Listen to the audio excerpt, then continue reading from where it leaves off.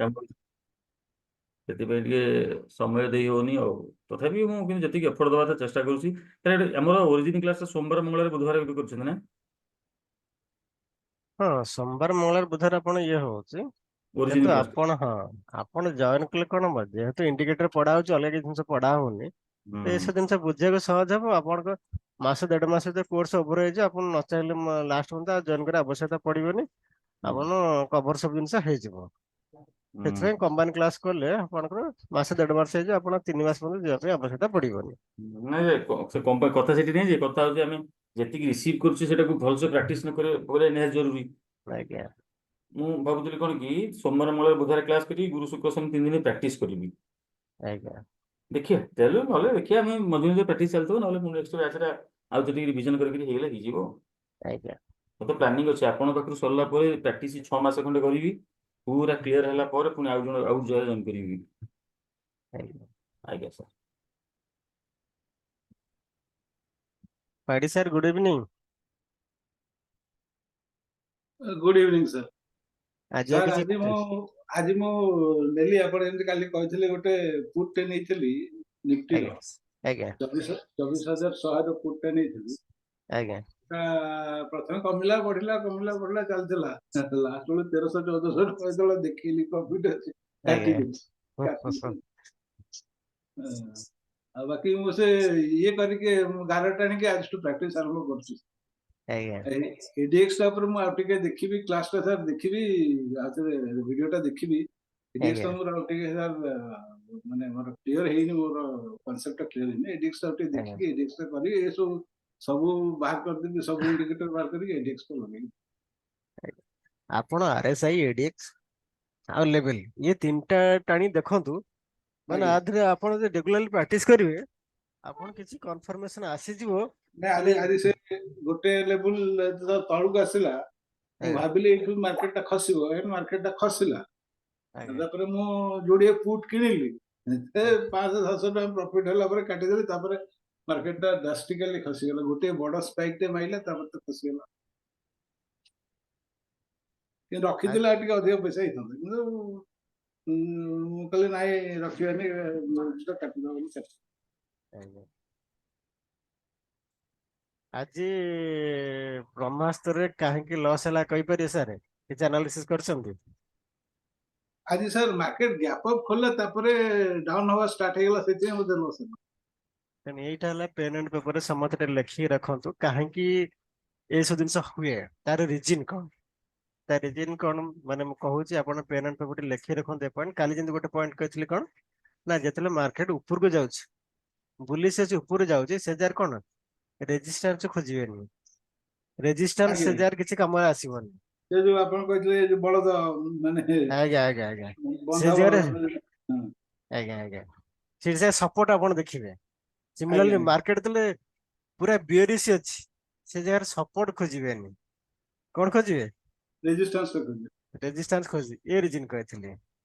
ଆଜି ଆଉ ଗୋଟେ ପଏଣ୍ଟ କହୁଛି, ଲେଖି ରଖନ୍ତୁ।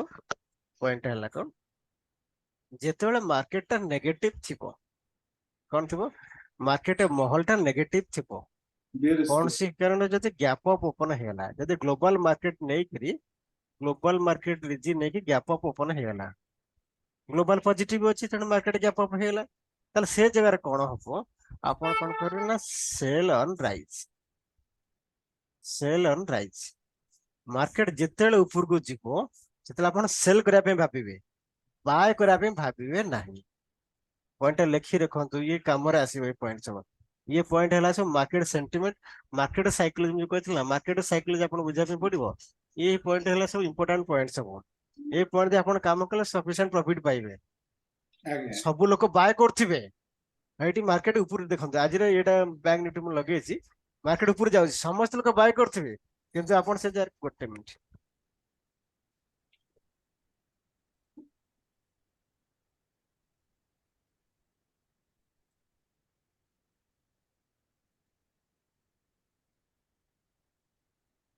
ସନ୍ତୋଷ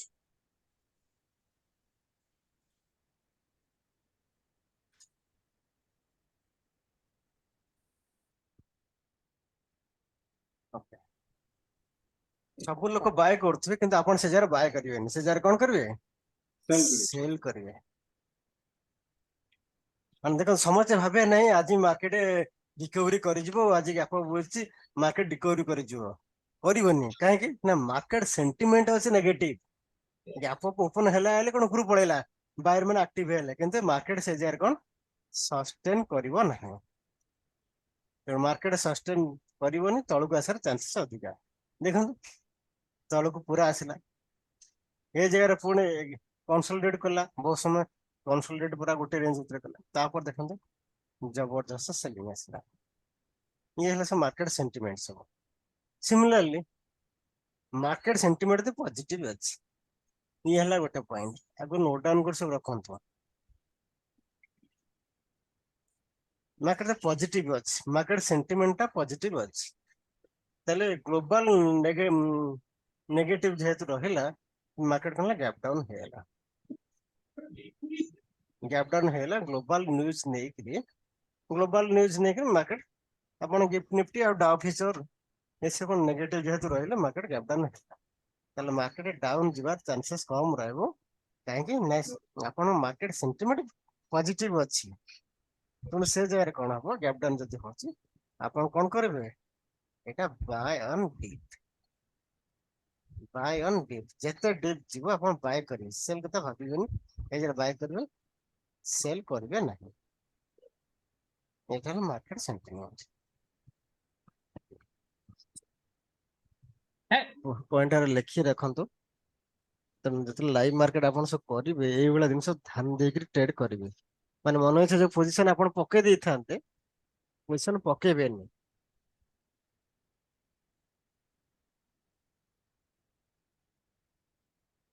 ପଏଣ୍ଟ ଲେଖି ରଖନ୍ତୁ। କାଲି ବୋଧେ ମାର୍କେଟ ବି ଡାଉନ ରହିବ, ବେରିଶ ରହିବ। ବର୍ତ୍ତମାନ ମାର୍କେଟ ନେଗେଟିଭ ସେଣ୍ଟିମେଣ୍ଟ ଅଛି, ଚାରିଆଡୁ ନେଗେଟିଭ ବର୍ତ୍ତମାନ ଭରି ହେଇକି ଅଛି, ଗ୍ଲୋବାଲ ଭରି ହେଇଛି। ବାଂଲାଦେଶ କ୍ରାଇସିସ ଟା ଗୋଟେ ଆରମ୍ଭ ହେଇଗଲା। ବର୍ତ୍ତମାନ ଇଣ୍ଡିଆନ ମାର୍କେଟରେ ଗୋଟେ ବଡ ଇସ୍ୟୁ ରହିଲା, ବାଂଲାଦେଶ ରହିଲା ଏଇଠି। ତେଣୁ ବର୍ତ୍ତମାନ କଣ କରିବେ, ଲୋକମାନେ ଆଗ୍ରେସିଭଲି ବାୟ କରିବେ ନାହିଁ। କାହିଁ କରିବେନି, କିଛି କୌଣସି ମୁଭମେଣ୍ଟରେ କିଛି ଜିନିଷ ହେଇବି ପାରେ। ଏପଟେ ଇରାନ ଆଉ ଇସ୍ରାଏଲ ଚାଲିଛି, ତା ଦେହରେ ଆମେରିକା ବି, ହଁ ଆମେରିକା ବି ଇନଭଲ୍ଭ ବି ହେଇଛି। ତ ଏପଟେ କଣ ଅଛି, ଇଏ ବର୍ତ୍ତମାନ ଟେନସନ ସୀମାରେ ଚାଲୁଛି। ତେଣୁ ଏ ଜାଗାରେ କଣ ହେବେ, ବାୟର ମାନେ ବଡ ବଡ ପ୍ଲେୟାର ମାନେ ଭାଗ ନେବେନି, କମ କ୍ୱାଣ୍ଟିଟି କରିବେ। ବର୍ତ୍ତମାନ ଦେଖ ଆଜି FIDI କମ ଡାଟା ସବୁ ଇଏ କରୁଛନ୍ତି, ବାଇ ସେଲ୍ କରୁଛନ୍ତି। ତେଣୁ ଏ ଜାଗାରେ କଣ ହବ, ତେଣୁ ବାୟର ମାନେ ଆକ୍ଟିଭ ଅଧିକା ହେବେନି। ଆଉ ଏଇ ରିଟେଲ ଟ୍ରେଡର ମାନେ ଯଦି ଉପରକୁ ଏମିତି ଏଇଭଳିଆ ଉପରକୁ ନେଇକି ଯିବେ, ରିଟେଲ ଟ୍ରେଡର ତ ନେଇକି ଯିବେ, ତାହେଲେ ସେ ଜାଗାରେ କଣ ହବ, ବହୁତ ସମୟ ତିଷ୍ଠି ପାରିବେନି, ପୁଣି ଏଗେନ ତଳକୁ ମାର୍କେଟ ଖସି ଆସିବ। ତେଣୁ ଏ ଜାଗାରେ ଆପଣ କଣ କରିବେ, ବାଇଂ ରେ ପୋଜିସନ କମ ପକେଇବେ, ସେଲିଂ ରେ ମାନେ ଫୁଲ ଦମର ପୋଜିସନ ପକେଇକି ଆପଣ ପ୍ରଫିଟେବୁଲ ହେଇପାରିବେ। ଲସ୍ ଗଲେ ମଧ୍ୟ ପୋଜିସନ କାଟିବେନି, ପ୍ରଫିଟେବୁଲ ହେଇଯିବେ। ଇଏ ହେଲା କଣ, ମାର୍କେଟ ସେଣ୍ଟିମେଣ୍ଟ। ମାର୍କେଟ ସେଣ୍ଟିମେଣ୍ଟ ବୁଝିବାର ଅଛି। ଆପଣ ଯୋଉ କାମ କରୁଛନ୍ତି, ଆପଣଙ୍କ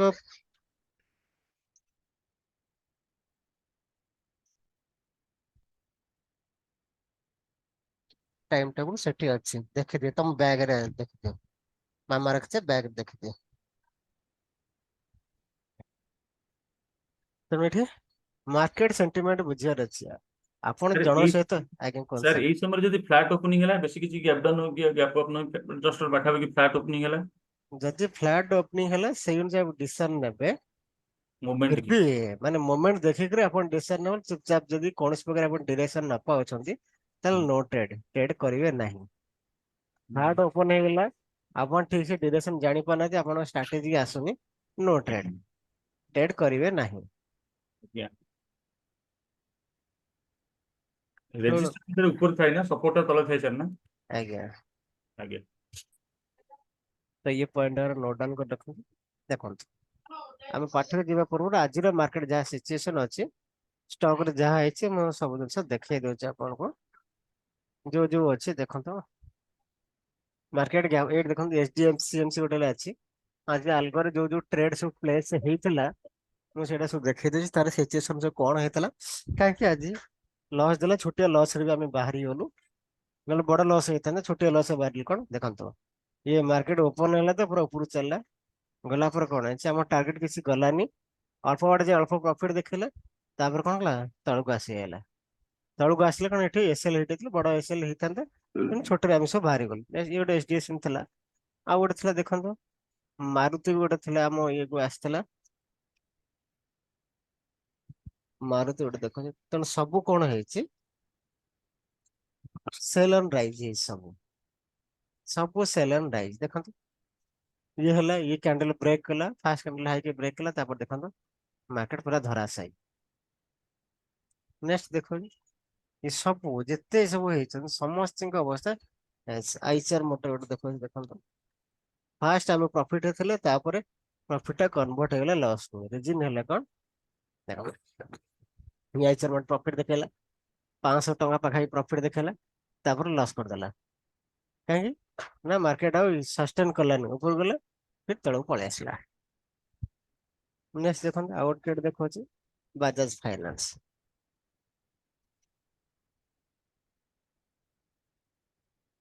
ଦେଖନ୍ତୁ ଗ୍ୟାପ ଅଫ୍ ଓପନ ହେଲା, ଏଇଟା ପୁଣି ସୁପର ବାୟର ଅଛି, କାରଣ opening is equal to low ଅଛି। ଆଜି ସୁପର ସାର୍ ବାୟ ବହୁତ ସୁପର ବାଇରେ ବହୁତ ଦେଇଥିଲା, କିନ୍ତୁ ତାପରେ ସୁପର ସେଲ କୁ ପଳେଇ ଆସିଲା, 10 ମିନିଟ ଭିତରେ ସବୁ ସୁପର ସେଲ କୁ ପଳେଇ ଆସିଲା। ସବୁ ଦେଖୁନାହାନ୍ତି ଆପଣ, ଦେଖୁଛନ୍ତି ସମସ୍ତେ ଡାଉନ, ତ ଏ ଜାଗାରେ ଆପଣ ପ୍ରଫିଟେବଲ ହେବେ କେମିତି? ପ୍ରଫିଟେବଲ ଚାନ୍ସ କମ, କାହିଁକି ନା ଆପଣ ଆଲଗୋ ଯାହା ଦେଇଥିଲେ ଆଲଗୋ ତ ସେୟା ବୁଝିବନି, ଆଲଗୋ ବୁଝିବ କଣ ଏସଏଲ ଟାର୍ଗେଟ ବୁଝିବ।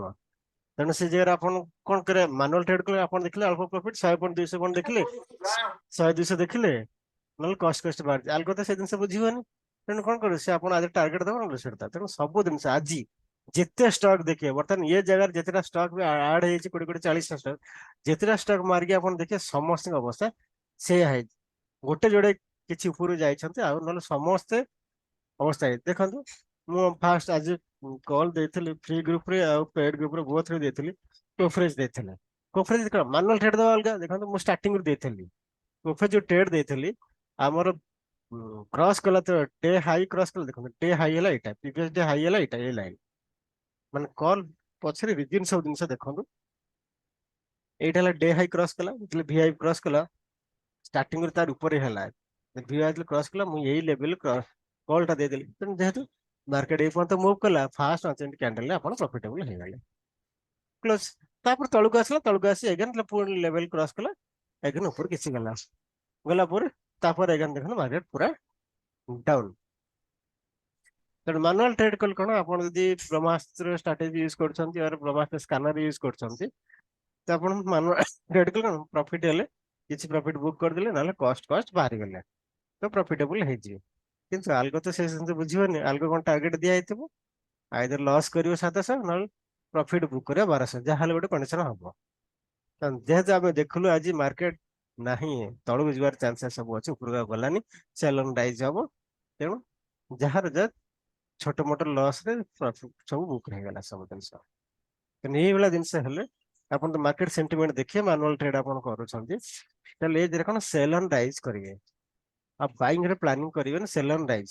ଦେଖନ୍ତୁ ଏଇଠି ଭିଆଇପି ତଳକୁ କ୍ଲୋଜ କଲା, ଏଇ ଜାଗାରେ ଏଣ୍ଟ୍ରି କରିବ, ଏଇଠି ଏଇ ଜାଗାରେ ପ୍ରଫିଟ ପାଇବ, ଆଉ ତାପରେ ଭିଆଇପି ଉପରକୁ ସେ ଯାଏନି, ତଳେ ତଳେ ରହିଛି, ପ୍ରଫିଟ ବି ଆପଣ କରିପାରିବେ।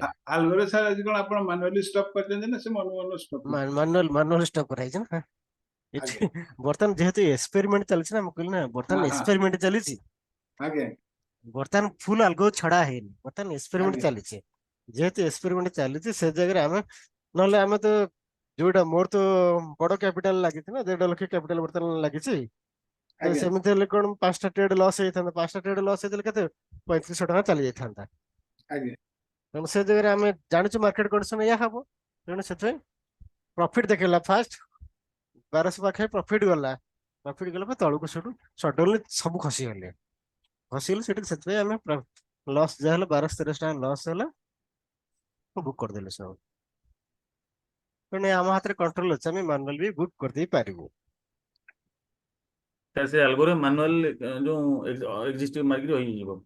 ହଁ ମାନୁଆଲ ଏକ୍ଜିଟ୍ କରିହବ, ମାନେ ଆମ ହାତରେ କଣ୍ଟ୍ରୋଲ ଅଛି, ଆମେ ଯାହା ଚାହିଁବୁ କରିପାରିବୁ। ମାନୁଆଲ ମାନେ ସାର୍ ଗୋଟିଏ ଟ୍ରେଡ ପାଇଁ ନା ସବୁ ଟ୍ରେଡ କୁ ଏକ୍ଜିଷ୍ଟ କରି ସବୁ ରହିଯିବ? ସବୁ ସବୁ ଟ୍ରେଡର ଯେତେ ଜଣଙ୍କ ସବୁ ଆଲଗୋ ଲାଗିଛି, ସମସ୍ତଙ୍କ ଟ୍ରେଡ ଆଟ ଏ ଟାଇମ ଏକ୍ଜିଷ୍ଟ ସ୍କୋୟାର କରିକି ଅଫ ହେଇଛି, ଜମା ହଁ ଟ୍ରେଡ୍ ନ ନେବା ପାଇଁ ବି ଅପସନ୍ ଅଛି ବନ୍ଦ କରିଦେଲେ। ହଁ ହଁ ହଁ ହଁ, ବନ୍ଦ କରିଦିଆଯିବ, ଷ୍ଟପ୍ ରନ୍ କରିଦିଆଯିବ। ମୁଁ ଦେଖିଲା ବେଳକୁ ମୋ 300 ଟଙ୍କା ଲସ୍ ଥିଲା, ତାପରେ ମୁଁ ଆଉ କିଛି କଲିନି, ହଁ। ତାପରେ ମୁଁ ତ ଛାଡିଦେଲି, ତାପରେ ନାଇଁ ଆଉଥରେ ଆପଣ ଦେଖିଲା ବେଳକୁ ତରଫରୁ କରିନି, ଆପଣ ତରଫରୁ କଲେ ଉଲ୍ଟା ହେଇଯିବ କଲ। ଆଜ୍ଞା ମାନେ ଆଜ୍ଞା ନା ଏପଟେ ମୁଁ ଯୋଉଟା ତ ଯୋଉ କିଛି କରୁନି। ସେଲ୍ ଟ୍ରେଡ୍ ଦିଆଯିବ ସେଟା ଏଗେନ୍ ଆଜ୍ଞା ସେଲ୍ ଟ୍ରେଡ୍ ଏକ୍ଜିକ୍ୟୁଟ ହେଇଯିବ, ଆଉ ଅଲଗା କିଛି କରିବନି। ଆପଣ ଇଏ ଆଜ୍ଞା ଟ୍ରେଡ୍ ଚାଲିଥିବ ସେପଟେ। ନାଇଁ ନାଇଁ ମୁଁ କିଛି କରିନି, ସେ ତାପରେ ହଁ ତାପରେ ଦେଖିଲା ବେଳକୁ ଟିକେ ଅଧିକା ଲସ୍ ହେଇଯାଇଛି। ହଁ, ମାନେ ସେ ଖସିଲା, ଆମେ ଦେଖିଲା ଆଉ ରିକଭରି କଲାନି, ଆଉ ତଳ ଗଲା, ତେଣୁ ସେଥିପାଇଁ କଣ ବଡ ଲସ୍ କରିବା ଅପେକ୍ଷା ବେଟର। ଯେତିକି ଲସ୍ ହେଲା ସେଥିରେ ବାହାରିଯିବା। ନିଫ୍ଟି ଖସିଲା ନା, ନିଫ୍ଟି ଏ ସବୁ କଣ, ନିଫ୍ଟିରେ ସବୁ ଏ ଷ୍ଟକ୍ ସବୁ ଅଛନ୍ତି, ଏ ସବୁ ଫିଚର ଷ୍ଟକ୍ ଯେତେ ଅଛନ୍ତି ସବୁ ନିଫ୍ଟିରେ ଅଛନ୍ତି। ଆଜ୍ଞା ଦେଖୁନାହାନ୍ତି ମାନେ ଆଜି ନିଫ୍ଟି ଆହୁରି ଯାଇଥାନ୍ତା, ମାନେ ବଞ୍ଚିଗଲା ଆଜି। ଦେଖନ୍ତୁ ନିଫ୍ଟିର ଚାର୍ଟ ମୁଁ ଲଗେଇଛି ବର୍ତ୍ତମାନ, ଡେ ଚାର୍ଟ ଦେଖନ୍ତୁ ଆପଣ, ସବୁ ଆନାଲାଇସିସ୍ ବୁଝନ୍ତୁ, ସବୁ ଜିନିଷ କେମିତି ଆନାଲାଇସିସ୍ ସବୁ କରାଯାଉଛି, ବଡ ବଡ ୟୁଟ୍ୟୁବର ମାନେ କେମିତି ସବୁ ଆନାଲାଇସିସ୍ ସବୁ କରନ୍ତି ମାର୍କେଟ ଦେଖନ୍ତୁ। ଯଦି ଆଜି ମାର୍କେଟ କଣ ହେଇଥାନ୍ତା, ମୁଁ କହିଥିଲି ଏଇ କ୍ୟାଣ୍ଡେଲ ଲୋ କୁ ଯଦି ବ୍ରେକ୍ କରିଥାନ୍ତା ତାହେଲେ ଆଉ ତଳକୁ ଆସିଥାନ୍ତା। ଯେହେତୁ ଗ୍ୟାପ୍ ଅପ୍ ଓପନ ହେଇଗଲା, ନିଫ୍ଟି ଟିକେ ବଞ୍ଚିଗଲା, ରାଇଜ ଅନ୍ ସେଲ୍ ହେଲା, ସେଲ୍ ଅନ୍ ରାଇଜ ହେଲା, ତେଣୁ ସେଥିପାଇଁ କଣ ହେଲା, ଆରି ଭିତରେ ରହିଗଲା। ଯଦି କାଲି ଯଦି ଏଗାନ ଦେଖିବେ, କାଲି ପାଇଁ ଯଦି ଇଏ ଲେଭେଲ ମନେ ରଖନ୍ତୁ, ନିଫ୍ଟିରେ ଯିଏ ଟ୍ରେଡ୍ କରୁଛନ୍ତି, ନିଫ୍ଟି ଲେଭେଲ ଦେଖିବା ପାଇଁ ଦେଖନ୍ତୁ, ଯଦି ଏଇ କ୍ୟାଣ୍ଡେଲ ମିନ୍ସ 5 ତାରିଖ କ୍ୟାଣ୍ଡେଲ ଟା ଲୋ କୁ ବ୍ରେକ୍ କରିବ, ତାହେଲେ ତଳକୁ ଆସିବ। 22,000 ଯଦି ଉପରକୁ, ହଁ 22,000 ପାଖାପାଖି ପ୍ଲସ୍। ଇଏ ପୁରା 23,250 ପର୍ଯ୍ୟନ୍ତ କାଲିର ଟାର୍ଗେଟ ରହିପାରିବ, ଯଦି ବ୍ରେକ୍ କଲା ତଳକୁ। ଯଦି ବ୍ରେକ୍ ନ କଲା ତାହେଲେ କଣ ହବ, ଆରି ଭିତରେ କନସୋଲିଡେଟ୍ କରିବ। ଅପସାଇଡ୍ ମୁଭ୍ କେତେବେଳେ ହବ ନା, ଯେତେବେଳେ ଏଇ କ୍ୟାଣ୍ଡେଲ ଟା ଆଜିର ଯୋଉଟା ହାଇ ଅଛି ତାକୁ ଯଦି ବ୍ରେକ୍ କରିବ, ତାହେଲେ କିଛି ଅପ୍ ମୁଭ୍ ମିଳିବ। ଅପ୍ ମିଳିବ କଣ, ସେ ଜାଗାରେ ସେଲ୍ ଅନ୍ ରାଇଜ ଏଗେନ୍ ହେଇଯିବ, ତଳକୁ ଆସିବ। ଇଏ ଉପରୁ ପାଖାପାଖି ଗଲେ, ଏଠି ହେଲେ ମେନ୍ ରେଜିଷ୍ଟାନ୍ସ ରହିଲା। ଆଉ ଯଦି ଏଇଟାକୁ ଇଏ ସପୋର୍ଟ ଟାକୁ ଯଦି ବ୍ରେକ୍ କରିଦେଲା, 5 ତାରିଖ ଦିନ ଲୋ କ୍ୟାଣ୍ଡେଲ ଯଦି ବ୍ରେକ୍ କରିଦେଲା, ତାହେଲେ ତଳକୁ ଆଉ 300-400 ପଏଣ୍ଟ ଆହୁରି ଟାଣି ଆସିଯିବ। ଆଉ କିଛି ଆହୁରି ନେଗେଟିଭ ରହିଲା, ତାହେଲେ 500-600 ପଏଣ୍ଟ ନିଫ୍ଟି ତଳକୁ ଭିଡ଼ିଦବ। ଇଏ ହେଲା ନିଫ୍ଟିର ଚାର୍ଟ। ଚାର୍ଟ ଆନାଲିସିସ୍ ସବୁ ଜିନିଷ ବୁଝନ୍ତୁ। ନିଜେ ଏମିତି ପ୍ରତିଦିନ ଚାର୍ଟ ଦେଖିଲେ ନା, ସବୁବେଳେ ଆପଣ ଚାର୍ଟକୁ ଦେଖିବାର ଅଛି। ଇଏ ବି ସେମ୍ ଜିନିଷ ଦେଖନ୍ତୁ, ବ୍ୟାଙ୍କ ନିଫ୍ଟିର ଅବସ୍ଥା। ବ୍ୟାଙ୍କ ନିଫ୍ଟି ଲୋକ ତ ବ୍ରେକ୍ କରି ଯାଇଥିଲା, କିନ୍ତୁ ସେଠି ଲାଷ୍ଟ ମୋମେଣ୍ଟରେ ରହିଗଲା ଆଉ, ନହେଲେ ଆହୁରି ଯାଇଥାନ୍ତା। ଯଦି ଫାଷ୍ଟ ମୋମେଣ୍ଟ ଏମିତି କରିଥାନ୍ତା, ତାହେଲେ ଆହୁରି ଅବସ୍ଥା ଖରାପ ହେଇଯାଇଥାନ୍ତା। ବର୍ତ୍ତମାନ ଏଇଠି ମାନେ କର ବା ମର ସ୍ଥିତିରେ ବର୍ତ୍ତମାନ ବ୍ୟାଙ୍କ ନିଫ୍ଟି ଅଛି। ଆଜିର ଲୋକୁ ଯଦି କାଲି ସେ ବ୍ରେକ୍ କରିଦେଲା, ଆଗେନ୍ ବ୍ୟାଙ୍କ ନିଫ୍ଟି ଏଇ ଲେଭେଲ ପର୍ଯ୍ୟନ୍ତ ପଳେଇ ଆସିବ, ଏଇ ଲେଭେଲ ପର୍ଯ୍ୟନ୍ତ ପଳେଇ ଆସିବ।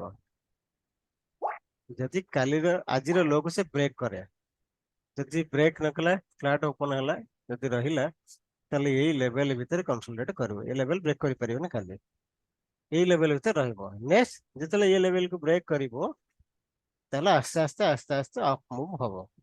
ଏକାଥରେ ଅପ୍ ମୁଭ୍ ହବନି, ଆସ୍ତେ ଆସ୍ତେ ଅପ୍ ମୁଭ୍ ହବ। ଡାଉନ୍ ମୁଭ୍ ଜୋର ହବ, ଅପ୍ ମୁଭ୍ ଏବେ ସ୍ଲୋ ରହିବ। କାହିଁକି ନା ମାର୍କେଟ ସେଣ୍ଟିମେଣ୍ଟ ଏବେ ନେଗେଟିଭ ଅଛି। ଯେତେବେଳେ ମାର୍କେଟ ସେଣ୍ଟିମେଣ୍ଟ ନେଗେଟିଭ ରୁହେ, ଅପ୍ ମୁଭ୍ ଟା ଆସ୍ତେ ଆସ୍ତେ ହବ, ଆଉ ଡାଉନ୍ ମୁଭ୍ ଟା ବହୁତ ଜୋରେ ହବ।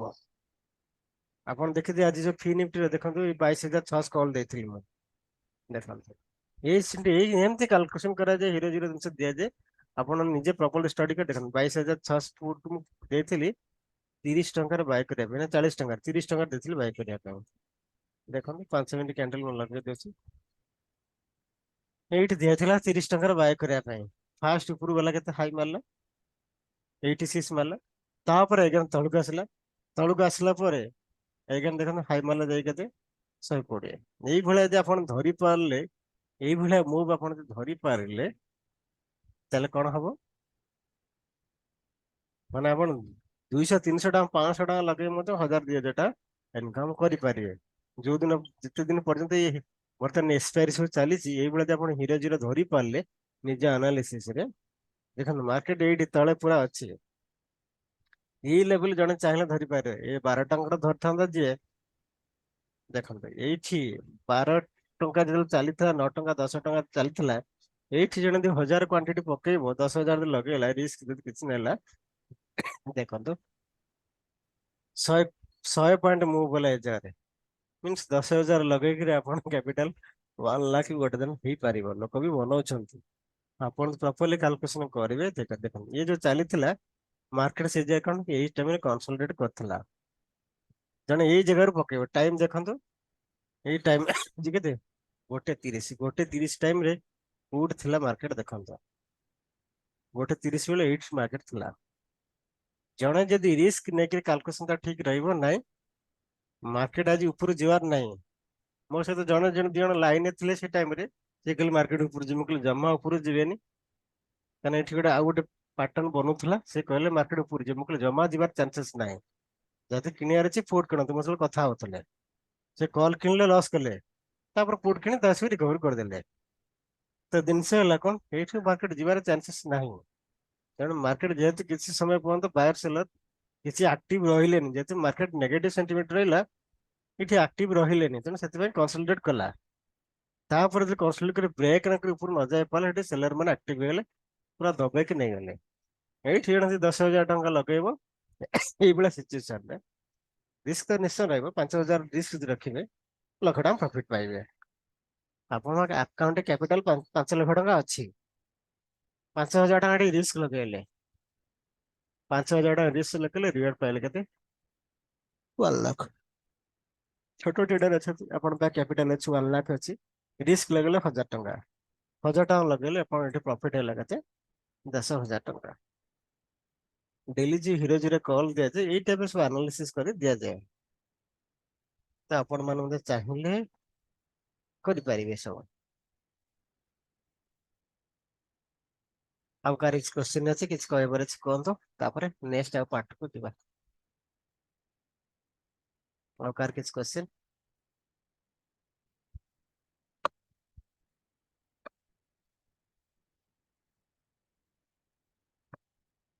ଏନି କ୍ୱେଶ୍ଚିନ୍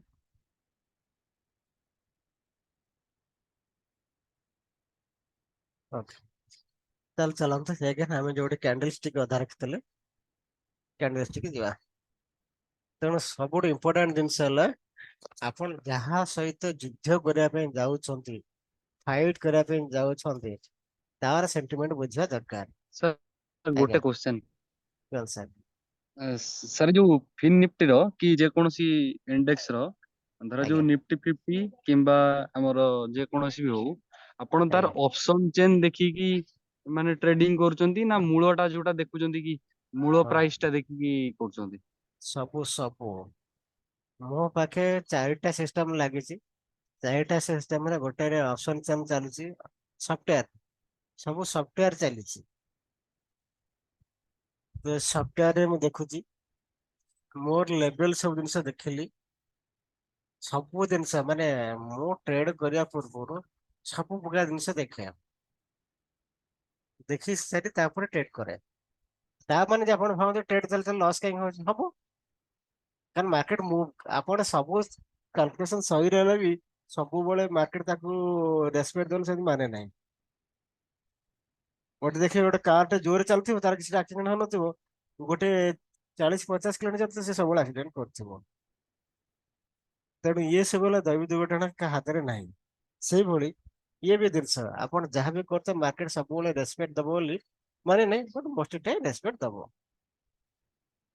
ତେଣୁ ସାର୍ ମୁଁ ଧରା ଯୋଉ ଇଣ୍ଡେକ୍ସ ର ସାର୍ ଆଜ୍ଞା ଇଣ୍ଡେକ୍ସ ର ଧରା ଯୋଉ 22,500 ଅଛି ଆଜ୍ଞା ଲେବୁଲ ଟା ଆଜ୍ଞା ଆମକୁ ଜଣା ପଡୁଛି ଉପରେ ରେଜିଷ୍ଟାନ୍ସ ଫେସ୍ କରୁଛି ତେଣୁ ମାନେ 50 ପଏଣ୍ଟ କି 60 ପଏଣ୍ଟ ଖସିବ ତେଣୁ ଆଜ୍ଞା ଆମେ ଦେଖିଲା ପରେ ଆମେ ସେଇ ଜିନିଷ ଟା ଦେଖିବା ନା ତାର ଯୋଉ ଏଡ ଦ ମନିର ଯେତିକି ଧର ଯୋଉ ପୁଟ୍ ଅପସନ କୁ ୱାଚ୍ କରିବା ଦିଟା ଏଟା ୱାଚ୍ କରିବା ନା ସେଟା ୱାଚ୍ କରିବା ଯଦି ସାର୍ ସେଟା ୱାଚ୍ କରିବା ମୂଳ ଇଣ୍ଡେକ୍ସ ଟା ଦେଖିବା ତାହେଲେ ଏଟାର ଧର ଯୋଉ କଣ ବିଟା ଗାମା ଏଗୁଡା ସବୁ ଦେଖିକି କରୁଛନ୍ତି ନା ମାନେ ତାର ବିଟା କେବଳ ନିୟରେଷ୍ଟ ବିଟା ଯୋଉ ବିଟା ଗାମା ଯେତେବେଳେ ଆପଣ ଦେଖିବେ ସେ ଜିନିଷ ଆପଣ ତ ଅପସନ ସେଲିଂ କରୁଛନ୍ତି ସେ ଜାଗାରେ କିଛି ଜିନିଷ ଦେଖିବେ ନହେଲେ ବିଟା ଗାମା ଏସବୁ ଜିନିଷ କିଛି ଆବଶ୍ୟକତା ପଡିବନି ଆପଣ ବିଟା ଗାମା ଯେତେବେଳେ ଦେଖେ ଆପଣ ଗାମା ବ୍ଲାଷ୍ଟ ହୁଏ ଯେତେବେଳେ ଆପଣ ହିରୋ ଜିରୋ କଲ୍ ଦେଖୁଛନ୍ତି ଗାମା ବ୍ଲାଷ୍ଟ ହୁଏ ଗାମା ବ୍ଲାଷ୍ଟ ହେଲେ ସେ ଜାଗାରେ ଆପଣ ହିରୋ ଜିରୋ କଲ୍ ଟା ଅଧିକ ପ୍ରଫିଟ ଦିଏ ଏତେ ଜିନିଷ ଯିବା ପାଇଁ ପଡିବନି, ଦେଖିକି କରିପାରିବେ। ଯେ ଜିନିଷ ଦେଖିଲେ ଆପଣ କରିପାରିବେନି, ମାନେ ୱାଇ ଡାଟା ସବୁ ଜିନିଷ ନିଜେ ବସି ଆନାଲିସିସ୍ କରିବେ ହେଇପାରିବନି। ମୋ ପାଖରେ କଣ ସବୁ ସଫ୍ଟୱେୟାର ରଖିଛି, ମୁଁ ସବୁ ସଫ୍ଟୱେୟାର ୟୁଜ କରୁଛି, ସବୁ ପଇସା ଖର୍ଚ୍ଚ କରୁଛି ନା। ଯିଏ ଯେତେ ପଇସା ମୁଁ କହିଲେ ଇନଭେଷ୍ଟମେଣ୍ଟ କରିବା ଅଛି ତ ନିଜ ଉପରେ ଇନଭେଷ୍ଟମେଣ୍ଟ କରନ୍ତୁ। ତେଣୁ ଏସବୁ ଜିନିଷ କଣ ମୁଁ ସଫ୍ଟୱେୟାର ସବୁ ରଖିଛି, ମୁଁ ସ୍କ୍ରିନ ଉପରେ ସେ ସବୁ ଜିନିଷ ଦେଖେଇ ଦଉଛି, ମୁଁ ଦେଖିଲେ ଏସବୁ ଜିନିଷ ଅଛି ଆଉ ଏଇ କଣ୍ଡିସନ ସାଟିସ୍ଫାଏ କରୁଛି। ଏପଟେ ଦେଖଉଛି ୱାଇ ଡାଟା ଦେଖଉଛି ମାର୍କେଟ ବେରିସି ଅଛି, ଫୁଡ କଲ୍ ରେସିଓ ଦେଖିଲି, ଏ ସବୁ ଜିନିଷ ଦେଖିଲେ ମୋ ମାର୍କେଟ ନେଗେଟିଭ ଅଛି। ତେଣୁ ସେଇ ଜାଗାରେ ମୁଁ ମାର୍କେଟ ବେଳେ କଣ ହବ, ଇଏ ସବୁ ନେଗେଟିଭ ଦେଖେ ତ ମାର୍କେଟ କିନ୍ତୁ ଉପର ବେଳେ ଚାଲିଥିବ, କିନ୍ତୁ ସେ ଜାଗାରେ କଣ ସେଟା ଫଲ୍ସ ବ୍ରେକଆଉଟ ସବୁ ହବ। ତେଣୁ ସେ ଜାଗାରେ ଚୁପଚାପ ବସିଯିବେ, କିଛି ଜିନିଷ ଟ୍ରେଡ କରିବେନି। ତେଣୁ ଆପଣ କ୍ୱେଶ୍ଚିନ ଅନୁଯାୟୀ ଯଦି ଦେଖିବେ, ଆପଣ ସବୁ ଜିନିଷ ଦେଖିଲେ ଯଦି କରିବେ ଗୋଟେ ଗୋଟେ ଜିନିଷ ଉପରେ କାଲକୁଲେସନ କରିବେ। ଯଦି କରିବେ ୱାଇ ଉପରେ ଯଦି ଆପଣ ଆନାଲିସିସ୍ କରିକିରି ୱାଇ ଡାଟା ଉପରେ ଆନାଲିସିସ୍ କରି ବିଟା ଗାମା ସବୁ ଜିନିଷ ଦେଖିକି ଯଦି ଆପଣ ଯଦି କରୁଛନ୍ତି କରିପାରିବେ। କିଛି ଲୋକ ଆରି ଉପରେ ହିଁ ଟ୍ରେଡ କରନ୍ତି, କରିପାରିବେ। ଆଉ କିଛି ଜିନିଷ ଆପଣ ଚାର୍ଟ ଦେଖୁଛନ୍ତି, ଖାଲି ଚାର୍ଟ ଦେଖି ମଧ୍ୟ କରିପାରିବେ। ଆଉ ଇଏ ସବୁ କିଛି ଜିନିଷ ଦେଖିବା ପାଇଁ ଆବଶ୍ୟକତା ପଡିବନି। କିନ୍ତୁ ମୋ କଣ ଯେହେତୁ ମୋ ପାଖେ ସିଷ୍ଟମ ମୁଁ ଅଧିକା ମନିଟର ଲଗେଇ ରଖିଛି, ଏସବୁ ଜିନିଷ ସବୁ ସଫ୍ଟୱେରରେ ମୋର ଚାଲିଛି ସବୁ, ତ ମୋ ଆଖି ଆଗରେ ସେଟା ସବୁ ଜିନିଷ ଦେଖିପାରେ, ଦେଖିକିରି ଡିସିସନ ନିଏ। ଆରେ ଏଇ ଯୋଉ ୱାଇ ର ଅଧିକା ନମ୍ବର ଅଛି ମାନେ ତାକୁ ସେଲିଂ ହେଇଛି ନା ବାଇଂ ହେଇଛି? ୱାଇ ଉପରେ ଆମେ ଡିଟେଲ୍ସ ୱାଇ ପଢିବା, ୱାଇ ପଢିଲା ବେଳେ ମୁଁ ଆପଣ ସବୁ ଜିନିଷ ବୁଝେଇ ଦିଏ। ୱାଇ ଉପରେ ଯଦି ଯାହା ଏଇଟା କ୍ୱେଶ୍ଚିନ୍ ସାର୍ ଆପଣ ଗୋଟେ କହୁନାହାନ୍ତି, ମାନେ ଯୋଉ ନମ୍ବର ଯଦି ବେଶୀ ଅଛି, ଧର ଯୋଉ ଏଠି ତିନି ଆପଣଙ୍କ ହଜାର ଅଛି ସେଠି। ଯଦି ଶୁଣନ୍ତୁ, ଅପସନ ଉପରେ ଆମେ ଯାଇନେ ପଚାରୁଛନ୍ତି, ମୁଁ କହିଦଉଛି ଦେଖନ୍ତୁ। ମାର୍କେଟ ଯଦି ଆପଣ ଭାବୁଛନ୍ତି ଉପରକୁ ଯିବ ବୋଲି, ତାହେଲେ ଆପଣ କଣ କରିବେ, ଅପସନ ଟ୍ରେଡିଂ କରୁଛନ୍ତି, ଆଜ୍ଞା କଲ୍ ବାଇ କରିବେ। କଲ୍ ନେବେ, କଲ୍ ନେବେ, ଯଦି ଭାବୁଛନ୍ତି ନାଇଁ ମାର୍କେଟ ଏଇଠୁ ତଳକୁ ଯିବ ବୋଲି ଭାବୁଛନ୍ତି, ତାହେଲେ କଣ କରିବେ, ପୁଟ୍ ନବା। ପୁଟ୍ ବାଇ କରିବେ। ଆଜ୍ଞା ଯେତେବେଳେ ଭାବୁଛନ୍ତି ଏ ଆଜ୍ଞା ଜିନିଷ ଦେଖନ୍ତୁ, ଏ ଜାଗାରେ କଲ୍ ବାଇ କରିବେ, और ଆପଣ କଣ କରିବେ ନା ପୁଟ୍ ଟାକୁ ସେଲ୍ କରିଦେଇ ପାରିବେ। କଣ କରିବେ, ପୁଟ୍ ଟାକୁ ସେଲ୍ କରିବେ। ଆଜ୍ଞା ଅର୍ଥାତ୍ ଆପଣ ପୁଟ୍ ଟା ଯଦି ମାର୍କେଟ ଯଦି ଉପରୁ ଉପରୁ ଯିବ, ପୁଟ୍ ର ପ୍ରିମିୟମ କଣ ହବ, କମି କମି ଯିବ। ତେଣୁ ଯେତେ ଆଜ୍ଞା କମିବ ଆପଣ ସେଲିଂ ରେ ସେତେ ପ୍ରଫିଟ ପାଇ ପାଇ ଚାଲିବେ। ମାର୍କେଟ ତଳକୁ ଯାଉଛି ଯଦି କଣ ପୁଟ୍ ର ପ୍ରିମିୟମ ବଢିବ। ସପୋଜ ଆପଣ ଆଜ୍ଞା ଗୋଟେ ପୁଟ୍ କିଣିଛନ୍ତି 50,000 ଗୋଟେ ପୁଟ୍ ଟା କିଣିଛନ୍ତି ଆପଣ। କଲ୍ ସେଲ୍ ସେ- କରିଦବା ଆଉ। ହଁ ହଁ, ଯଦି ଆପଣ ଦେଖିଛନ୍ତି 500 ଟଙ୍କାରେ କିଣିଛନ୍ତି, ତଳକୁ ଯଦି ଆସିବ ତାହେଲେ କଣ ଆପଣ ପ୍ରଫିଟେବୁଲ ହେବେ। 500 ରୁ ଆଜ୍ଞା 550 ପଳେଇଲେ ଆପଣ ପ୍ରଫିଟେବୁଲ ହେବେ। ଆପଣ ଫୁଡ୍ ବାଇ କରିପାରିବେ, ନହେଲେ ଏ ଜାଗାରେ କଣ କରିବେ, କଲ୍ ହୁଁ, ସେଲ୍ କରିବେ। ଏ ଆଜ୍ଞା ଯେ ମାର୍କେଟ ଯେତେ ତଳୁ ତଳୁ ଯିବ, ଇଏ କଲ୍ ର ପ୍ରିମିୟମ ଟା ସେତେ କମି କମି ଆସିବ। ଯେହେତୁ ସେଲିଂ ହୁଁ, କରିଛନ୍ତି ତାର ବେନିଫିଟ ଆପଣ ପାଇବେ। ତାହେଲେ ହୁଁ, ଆପଣ ଏଥିରୁ କନଫର୍ମ ହେଲେ, ଯଦି ମାର୍କେଟ ଉପରକୁ ଯାଉଛି, ହୁଁ, ମାର୍କେଟ ଯଦି ଉପରକୁ ଯାଉଛି, ତାହେଲେ ସେ ଜାଗାରେ ଆମେ କଣ କରିବା ନା ପୁଟ୍ ଟାକୁ ସେଲ୍ କରିବା। ଆଜ୍ଞା ଯଦି ମାର୍କେଟ ଟା ତଳକୁ ଆସୁଛି, ତାହେଲେ କଣ କରିବା, ହୁଁ, କଲ୍ ଟାକୁ ସେଲ୍ କଲ୍ ସେଲ୍ କରିବା। କରିବା। ହଁ।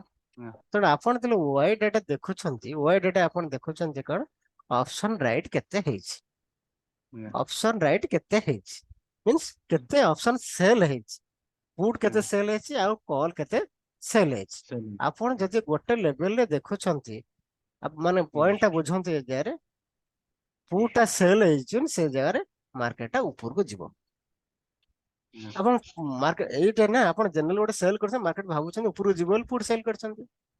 ଯଦି ମାର୍କେଟ ତଳକୁ ଯିବ ବୋଲି ଭାବୁଛନ୍ତି, ତାହେଲେ ସେ ଜାଗା କଣ କଲ୍ ଟାକୁ ସେଲ୍ କରୁଛନ୍ତି। ତ ୱାଇ ଡାଟା ଆପଣ କହିଲା ଯୋଉ ଅପସନ ରାଇଟିଂ ହେଇଛି, ଅପସନ ସେଲର ମାନେ ଯୋଉ କରୁଛନ୍ତି କଣ, ଗୋଟେ ଲେଭେଲ ଆପଣ ଦେଖିଲେ, ଇଏ ଗୋଟେ ଲେଭେଲ ଦେଖିଲେ, ସପୋଜ ଇଏ ଗୋଟେ 50,000 ଆପଣ ଲେଭେଲ ଗୋଟେ ଦେଖିଲେ।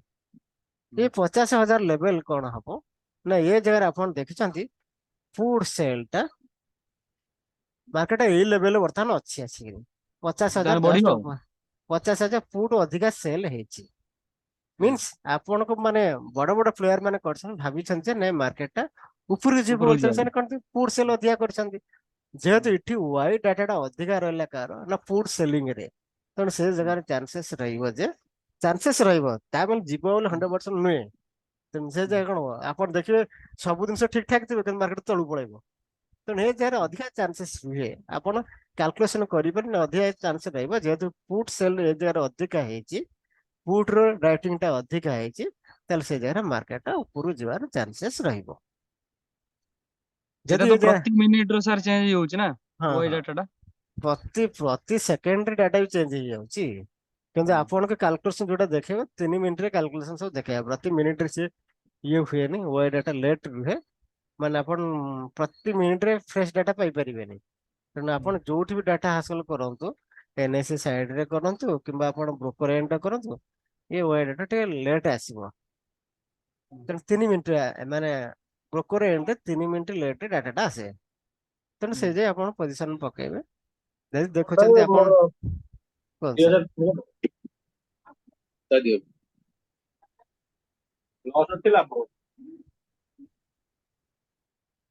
ତ ଏ ଜାଗାରେ ଆପଣ କଣ ହେଲା ନା ଯଦି ଦେଖିଲେ ପୁଟ୍ ରାଇଟିଂ ଅଧିକା ହେଇଛି ତାହେଲେ ସେ ଜାଗାରେ ଆପଣ କଣ ମାର୍କେଟଟା ଉପରକୁ ଯିବାର ଚାନ୍ସେସ୍ ଅଛି ଯଦି କଲ୍ ରାଇଟିଂ ଟା ଅଧିକା ହେଇଛନ୍ତି ତାହେଲେ ସେ ଜାଗାରେ ଆପଣ ଭାବିବେ ମାର୍କେଟଟା ତଳକୁ ଯିବାର ଅଛି ତେଣୁ ସେୟାକୁ ନେଇ ଏହାକୁ ନେଇ କାଲକୁଲେସନ କରାଯାଏ ଆପଣ ଯଦି ଜିରୋ ଧାରା ଦେଖିବେ ଆପଣ ବ୍ରୋକରେ ଦେଖିପାରିବେ ଏନ୍ଏସି ସାଇଡରେ ଦେଖିପାରିବେ ଜିରୋ ଧାରା ଦେଖିପାରିବେ ଯୋଉ କାଲକୁଲେସନ ଥାଏ put call ratio put call ratio means put କେତେ ସେଲିଂ ହେଇଛି ପୁଟ୍ ରାଇଟିଂ କେତେ ହେଇଛି ପୁଟ୍ ଡାଟା ବାଇ କେତେ କଲ୍ ଡାଟା ତ ସେଇ ଅନୁଯାୟୀ ଆପଣ କାଲକୁଲେସନ କରିପାରିବେ ଯେ କେତେ ଅଛି ତ କେତେ ଭ୍ୟାଲୁ ଅଛି ଯଦି ଗ୍ରେଟର ଦ୍ୟାନ୍ 1 ଅଛି ଯଦି ପୁଟ୍ ରାଇଟ୍ ଯଦି ଅଧିକା ହବ ଦେଖନ୍ତୁ ପୁଟ୍ ରାଇଟ୍ ଯଦି ଅଧିକା ହେବେ ତାହେଲେ କଣ ହବ କଲ୍ ରାଇଟ୍ କମ କମ ହେଲେ ତାହେଲେ ଆର ଭ୍ୟାଲୁ ଟା କେତେ ଆସିବ ସପୋଜ ପୁଟ୍ ରାଇଟ୍ ହେଲେ 5 ଆଉ କଲ୍ ରାଇଟ୍ ସପୋଜ ହେଲେ 4 ତାହେଲେ 5 ଯଦି 4 କେତେ ଆସିବ 1 ପଏଣ୍ଟ ସମଥିଙ୍ଗ ଆସିବ ଇଜ ଇଟ୍ ତାହେଲେ ସେ ଗ୍ରେଟର ଦ୍ୟାନ୍ 1 ଯେତେବେଳେ ଆସିବ 1.2 1.3 ଯଦି ଗ୍ରେଟର ଦ୍ୟାନ୍ 1 ଆସନ୍ତି ତାହେଲେ ସେ ଜାଗାରେ ଆପଣ ଭାବେ ଖାଲି 1 ହେଲେ ହବନି 1.3 1.4 1.5 ଉପରେ ଯଦି ରହୁଛି ତାହେଲେ ସେ ଜାଗାରେ ଆପଣ ଦେଖିବେ ମାର୍କେଟ ବୁଲିଶ ରହିବ ଉପରକୁ ଯିବ ପିସିଆର କୁ କହୁଛି ପିସିଆର କାଲକୁଲେସନ କଥା କହୁଛି ପଢିନେ ଆମେ ସବୁ ପଢିବା ଆଗାମୀ ପାଇଁ ସବୁ ପଚାରିଲି ବୋଲି କହିଦଉଛି ସମସ୍ତଙ୍କୁ କହିଦଉଛି ମନେ ରଖି ନିଅନ୍ତୁ ସିମିଲାରଲି ଯଦି କଲ୍ ଡାଟାଟା ଅଧିକା ଅଛି ମିନ୍ ସପୋଜ ଆପଣ ଦେଖିଲେ ପୁଟ୍ ଡାଟାଟା 3 ଅଛି କଲ୍ ଡାଟାଟା 5 ଅଛି ତାହେଲେ ଏ ଡାଟା କଣ ଆପଣ ଟିକେ ଡିଭାଇଡ କରିଦେଲେ କେତେ ଆସିବ 0.6 ଆସିଯିବ is it means less than 1 ଆସିଲା less than 1 0.6 ପାଖାପାଖି ଅଛି means 0.7 ଟୁ ତଳେ ଅଛି means 0.7 ଟୁ ତଳେ ଅଛି means ଆପଣ ପିସିଆର ରେସିଓ ଟା 0.7 ଟୁ ତଳେ ରହିଛି ତାହେଲେ ସେ ଜାଗାରେ କଣ ହବ ମାର୍କେଟ ଏକ୍ସଟ୍ରିମଲି ବେରିଶ ହବ ତାହେଲେ ଦେଖିବେ ମାର୍କେଟ ତଳ ତଳ ଯିବାର ଚାନ୍ସେସ୍ ଅଛନ୍ତି ଯୋଉମାନେ ୱାଇ ଡାଟା କାଲକୁଲେସନ କରନ୍ତି ଏମିତି ପିସିଆର ଡାଟା ନେଇକି କରନ୍ତି କିନ୍ତୁ ସବୁବେଳେ ଏଇଟା ଆପଣଙ୍କ ରିଲାଏବୁଲ ହେଇପାରିବନି ତେଣୁ ଏ ଯେ ଆପଣ ଟ୍ରେଡ୍ କଲେ ମଲ୍ଟିପୁଲ ଜିନିଷ ନେଇ ଟ୍ରେଡ୍ କରିବେ ଯେମିତି ଆମେ ପଢୁଥିଲେ ଇଣ୍ଡିକେଟର କଲାବେଳେ କଣ ଗୋଟେ ଇଣ୍ଡିକେଟର ଟ୍ରେଡ୍ ନ ନେଇକି ଆମେ କଣ କରେ ମଲ୍ଟିପୁଲ ଇଣ୍ଡିକେଟର ଯଦି କରୁଛେ ମଲ୍ଟିପୁଲ ସେଟଅପ୍ କରୁଛେ ତାହେଲେ ସେଥିରେ ସକ୍ସେସ୍ ହୁଏ ତ ସିମିଲାରଲି ଆପଣ ଖାଲି ୱାଇ ଡାଟା ନେଇକି ପିସିଆର ଯଦି କାଲକୁଲେସନ କରିବେ ସବୁବେଳେ ସକ୍ସେସ୍ ଅଧିକା ହବ ବୋଲି ଗ୍ୟାରେଣ୍ଟି ନାହିଁ ତେଣୁ ସେ ଜାଗାରେ ଆପଣ ମଧ୍ୟ ଆପଣଙ୍କ ଷ୍ଟ୍ରାଟେଜି ବେସରେ ଆପଣ କରିପାରିବେ ଦେଖନ୍ତୁ ଆପଣ ଯଦି ଜିରୋ ଧାର ଥିବ ଆପଣଙ୍କ ଡିମାଣ୍ଡ ଆକାଉଣ୍ଟ ଜିରୋ ଧାର ମଧ୍ୟ ଆପଣ ଦେଖିପାରିବେ ସବୁ ୱାଇ ଡାଟା ଅପସନ ଚେନ୍ ମଧ୍ୟ ଦେଖିପାରିବେ ପିସିଆର କେତେ ଅଛି ଆପଣ ଦେଖିପାରିବେ ଦେଖନ୍ତୁ ମୁଁ ଜିରୋ ଧାର ଆକାଉଣ୍ଟ ଦେଖାଇ ଦଉଛି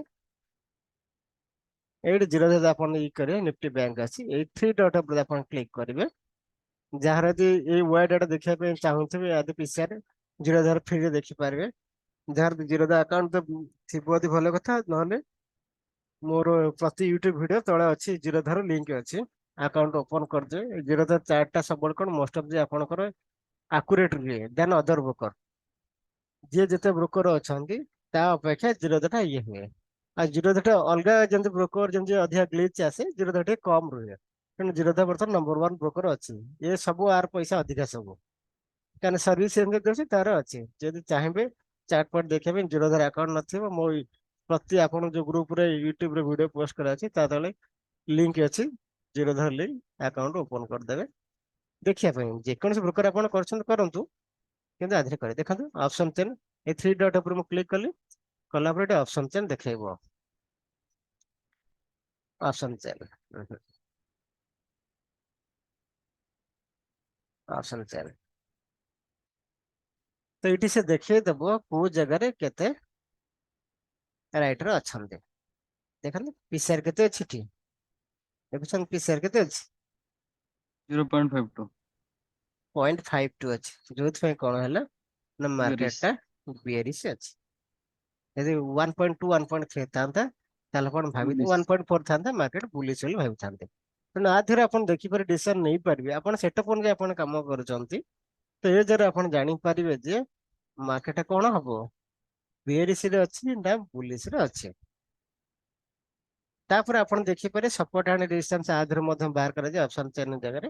ତ ଯୋଉ ଜାଗାରେ କଲ ରାଇଟିଂ ଟା ଅଧିକା ହେଇଥାଏ ତ ତାକୁ ନେଇ ଆପଣ ସପୋର୍ଟ ଆଣ୍ଡ ରେଜିଷ୍ଟାନ୍ସ କରିପାରିବେ। ତାହେଲେ ଏଇଠି ମୁଁ କହିଦଉଛି ଯେହେତୁ ପଢଉଛି ଆଜିର କହିଦଉଛି ଆଜିର କ୍ଲାସ ଟା। ଯଦି ଗୋଟେ ଜାଗାରେ ଦେଖୁଛନ୍ତି କଲ ଟା ଅଧିକା ସେଲିଂ ହେଇଛି, କଲ ସେଲିଂ ମାନେ ଆପଣ କଣ ଭାବିଲେ ମାର୍କେଟ ତଳକୁ ଯିବ। ତଳକୁ ଯିବ। ତ ଦ୍ୟାଟ ମିନ୍ସ ଆପଣ ଦେଖିଲେ ଏ ଜାଗାରେ ଗୋଟେ ଲେଭେଲ ଦେଖୁଛନ୍ତି 50,200 ରେ 50,000 କଲ ସେଲିଂ ଟା ଅଧିକା ଅଛି, କଲ ସେଲିଂ ଟା ଡାଟା ଅଛି। ଦ୍ୟାଟ ମିନ୍ସ ମାର୍କେଟ କେବେ ହେଲେ ଆକୁ ଭାଙ୍ଗିକିରି ଯିବ ନାହିଁ। ଯୋଉ ଜାଗାରେ କଲ ଅଧିକା ସେଲିଂ ଆପଣ ଦେଖିବେ ସେ ଲେଭେଲ କୁ ମାର୍କେଟ ଭାଙ୍ଗି ଯିବାର ଚାନ୍ସ ଟିକେ କମ ରହିବ। ତ ନିୟର ଲେଭେଲ ଟା କଣ ରହିବ, ରେଜିଷ୍ଟାନ୍ସ ଲେଖି ରଖନ୍ତୁ, ସବୁ ଏ ପଏଣ୍ଟ ଲେଖି ରଖନ୍ତୁ ଯୋଉ ଯୋଉ ଜିନିଷ କହୁଛି। ତାହେଲେ ଏ ଜାଗାଟା ଆପଣ ରହିବ କଣ ନା ରେଜିଷ୍ଟାନ୍ସ ରହିବ। ତ ସିମିଲାରଲି ଆପଣ ଦେଖିଲେ ପୁଟ୍ ସେଲିଂ ଯେହେତୁ ହଉଛି, ପୁଟ୍ ସେଲିଂ ମିନ୍ସ ଆପଣ ଭାବୁଛନ୍ତି ପୁଟ୍ ସେଲିଂ, ପୁଟ୍ ସେଲିଂ ହଉଛି ମାର୍କେଟ ଟା କଣ ହବ ଉପରକୁ ଯିବ ବୋଲି ଯେତେବେଳେ ଭାବନ୍ତି ସେଇ ଜାଗାରେ ପୁଟ୍ ଟାକୁ ସେଲିଂ କରାଯାଏ। ତ ଆପଣ ଯେକୌଣସି ଲେଭେଲ ଦେଖି ସପୋଜ ଆପଣ ଦେଖିଲେ ଏଇଠି 49,800 ରେ ପୁଟ୍ ସେଲିଂ ଅଧିକା ହେଇଛି, ପୁଟ୍ ରାଇଟିଂ ଟା ଅଧିକା ହେଇଛି। ଯଦି ପୁଟ୍ ରାଇଟିଂ ଟା ଅଧିକା ହେଇଛି ତାହେଲେ ସେଇଟା ଆପଣ କଣ ହବ ସେଲର ମାନେ ଆକ ତଳକୁ କେବେ ହେଲେ ଯିବାକୁ ଦେବେ ନାହିଁ। ତେଣୁ ଏଠି ଅଧିକା ଅଛି ମାର୍କେଟ ରେଟ୍ ଯିବାର ଚାନ୍ସ ଟିକେ କମ ରହିବ। ତେଣୁ ଏ ଜାଗାଟା ଆପଣ କଣ ହେଇଯିବ ନା ସପୋର୍ଟ। ଯେତେବେଳେ ଏ ସପୋର୍ଟ ଲେଭେଲ ଭାଙ୍ଗିବ ମିନ୍ସ ମାର୍କେଟ ପୁରା ଧଡାସ୍କିର ତଳକୁ ଯିବ। ଆଉ ଯେତେବେଳେ ଦେଖିବେ ଏ ରେଜିଷ୍ଟାନ୍ସ ଲେଭେଲ ଭାଙ୍ଗିବ ମିନ୍ସ ମାର୍କେଟ ଏଇଠି ଯୋଉ ଆପଣ ହିରୋ ଜିରୋ ତଳକୁ ଦେଖିଥାନ୍ତି ନା ଏଇଭଳିଆ ଜାଗାରେ କଣ ହବ ନା କଲ ସେଲିଂ ମାନଙ୍କର କଣ ହବ ଲସ୍ ହବ। କଲ ସେଲିଂ କରିଥିଲେ ମାର୍କେଟ ଉପରକୁ ଗଲା ସେ ବଡ ବଡ ଲସ୍ କରିବେ। ତେଣୁ ସେମାନେ ଲସ୍ ରିକଭରି କରିବା ପାଇଁ ଯାଇ କଣ କରନ୍ତି ନା ଏ କଲ ସେଲିଂ କାଟି ଦେଇକି ସଙ୍ଗେ ସଙ୍ଗେ କଣ କରନ୍ତି କଲ ବାୟ କରିଦିଅନ୍ତି।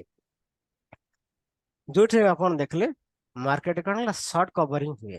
ଏ ଯୋଉ ସର୍ଟ କଭର ମାନେ ସର୍ଟ ଯୋଉ ନେଇଥିଲେ ପୋଜିସନ ନେଇଥିଲେ ସର୍ଟ ମିନ୍ ସେଲିଂ କହନ୍ତି।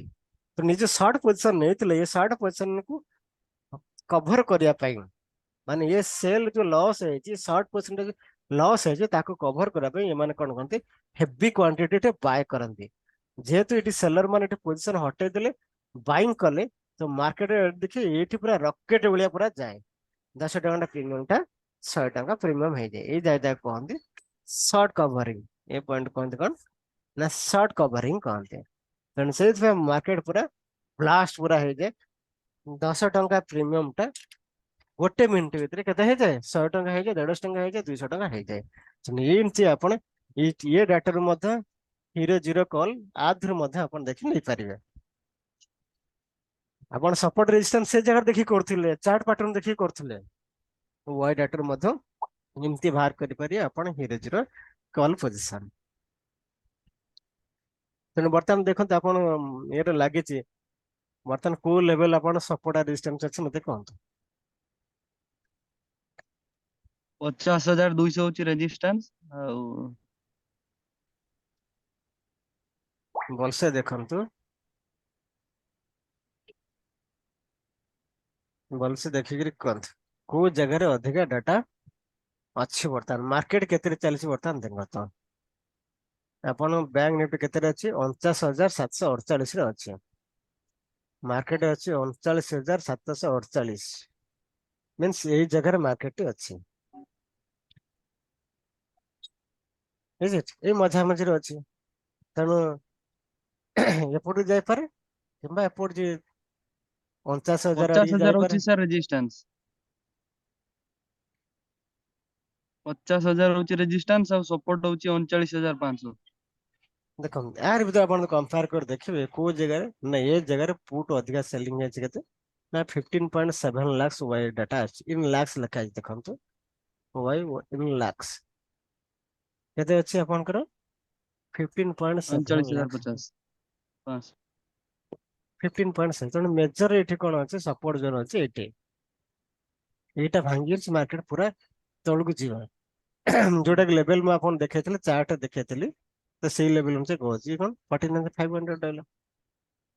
ତା ବି ଏଠି ଦେଖନ୍ତୁ ଏ ଜାଗାରେ ମଧ୍ୟ ତଗड़ा ଡାଟା ବି ଅଛନ୍ତି। ଏ ଜାଗାରେ ବି ମାନେ ବାୟର ସେଲର ମାନେ କଡା ଟକରେ ଅଛନ୍ତି। ଏ ଜାଗା ଦେଖନ୍ତୁ ଅପସନ ସେଲିଂ କେତେ ହେଇଛି, କେତେ ସେଲିଂ ହେଇଛି 20.5 ଲାକ୍ସ।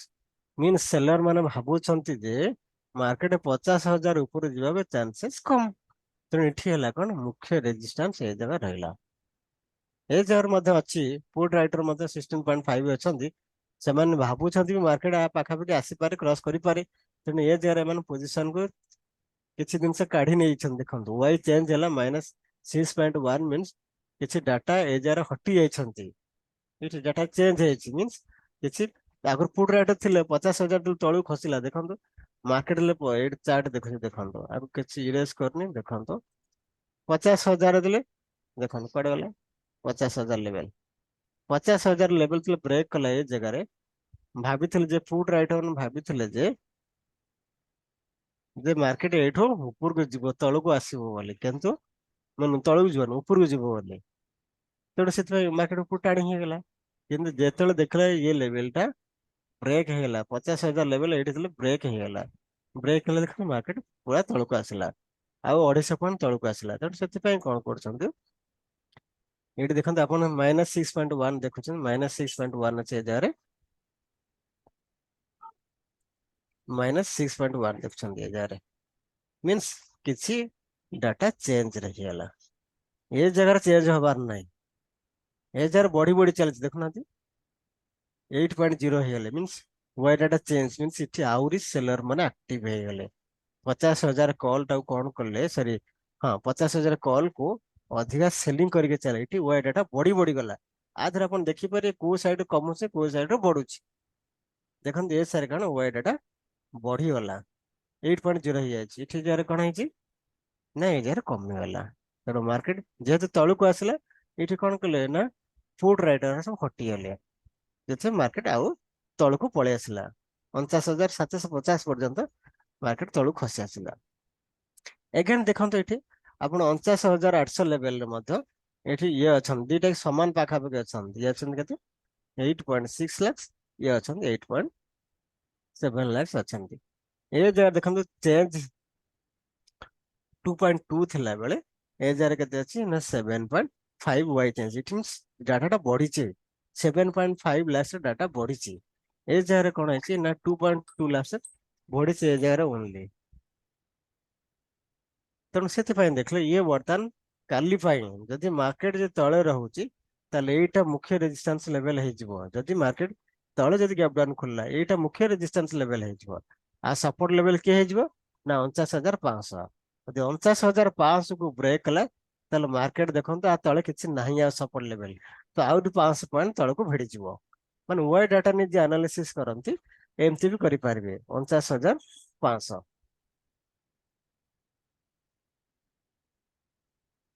ବୁଝିପାରିଲେ?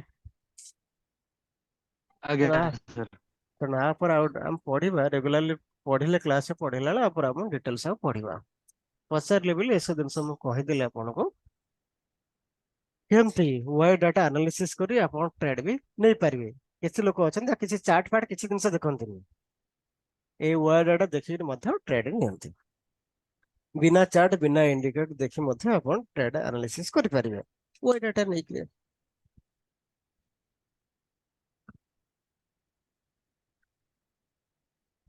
ଆଉ କାହାର କ୍ୱେଶ୍ଚିନ୍ ଅଛନ୍ତି ପଚାରନ୍ତୁ। ବୁଝି ହଉଛି ଏ ଜିନିଷ ନା ବୁଝି ହଉନି?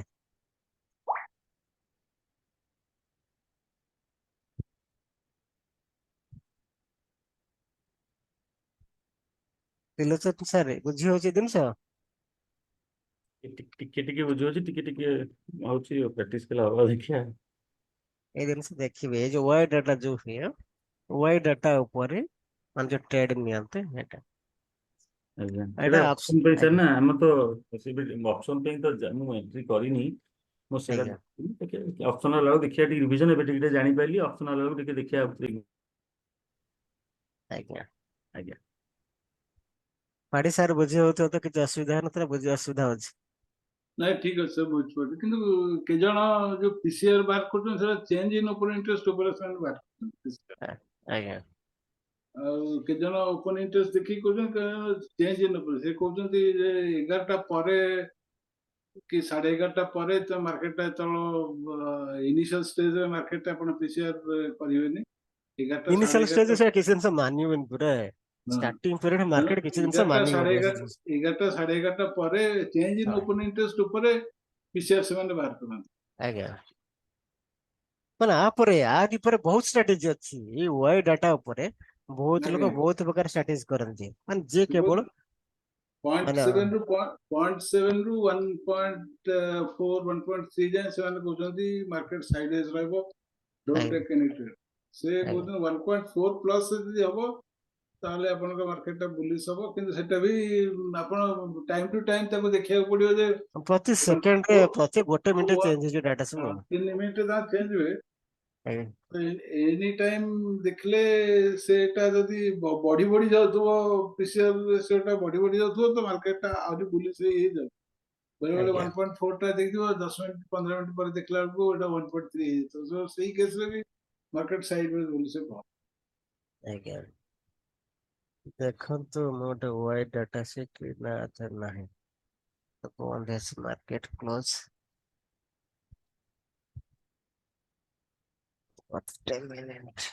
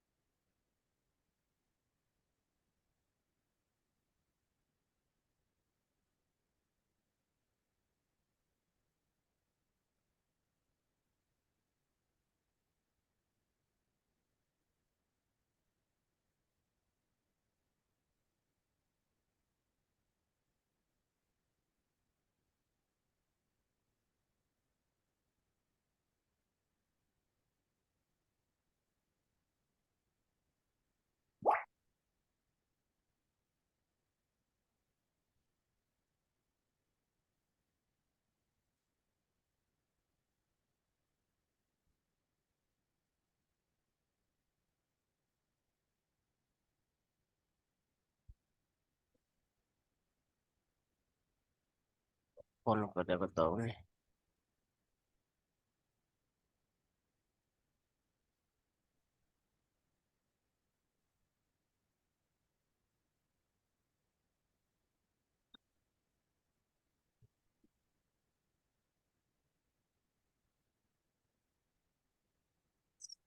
ହେଇଗଲା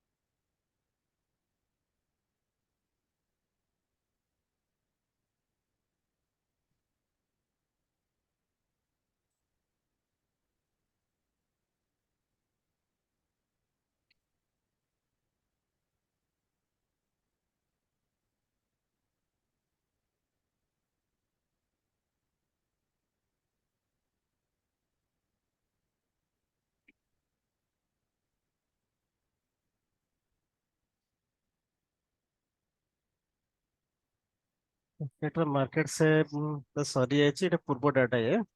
ତ ମୁଁ ଏ ୱାଇ ଡାଟା ସିଟ୍ ଟା ୟୁଜ କରେ, ये सॉफ्टवेयर यूज करिए वो डाटा सीट यूज करे। तो आ देहरे कौन हुए ना सब टाइम रे जो टाइम रे अच्छी पीसीआर डाटा डेटा जा देखे दबो, सब डिटेल्स अपन देखे दो। ए जगह वो जगह सपोर्ट रेजिस्टेंस अच्छी ऊपर देखे दो।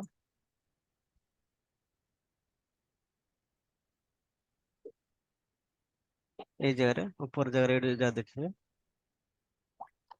लाइव मार्केट रे अपडेट हेता ये जो अछि न एने देखो अछि सपोर्ट एंड रेजिस्टेंस ए जगह देखे दबो।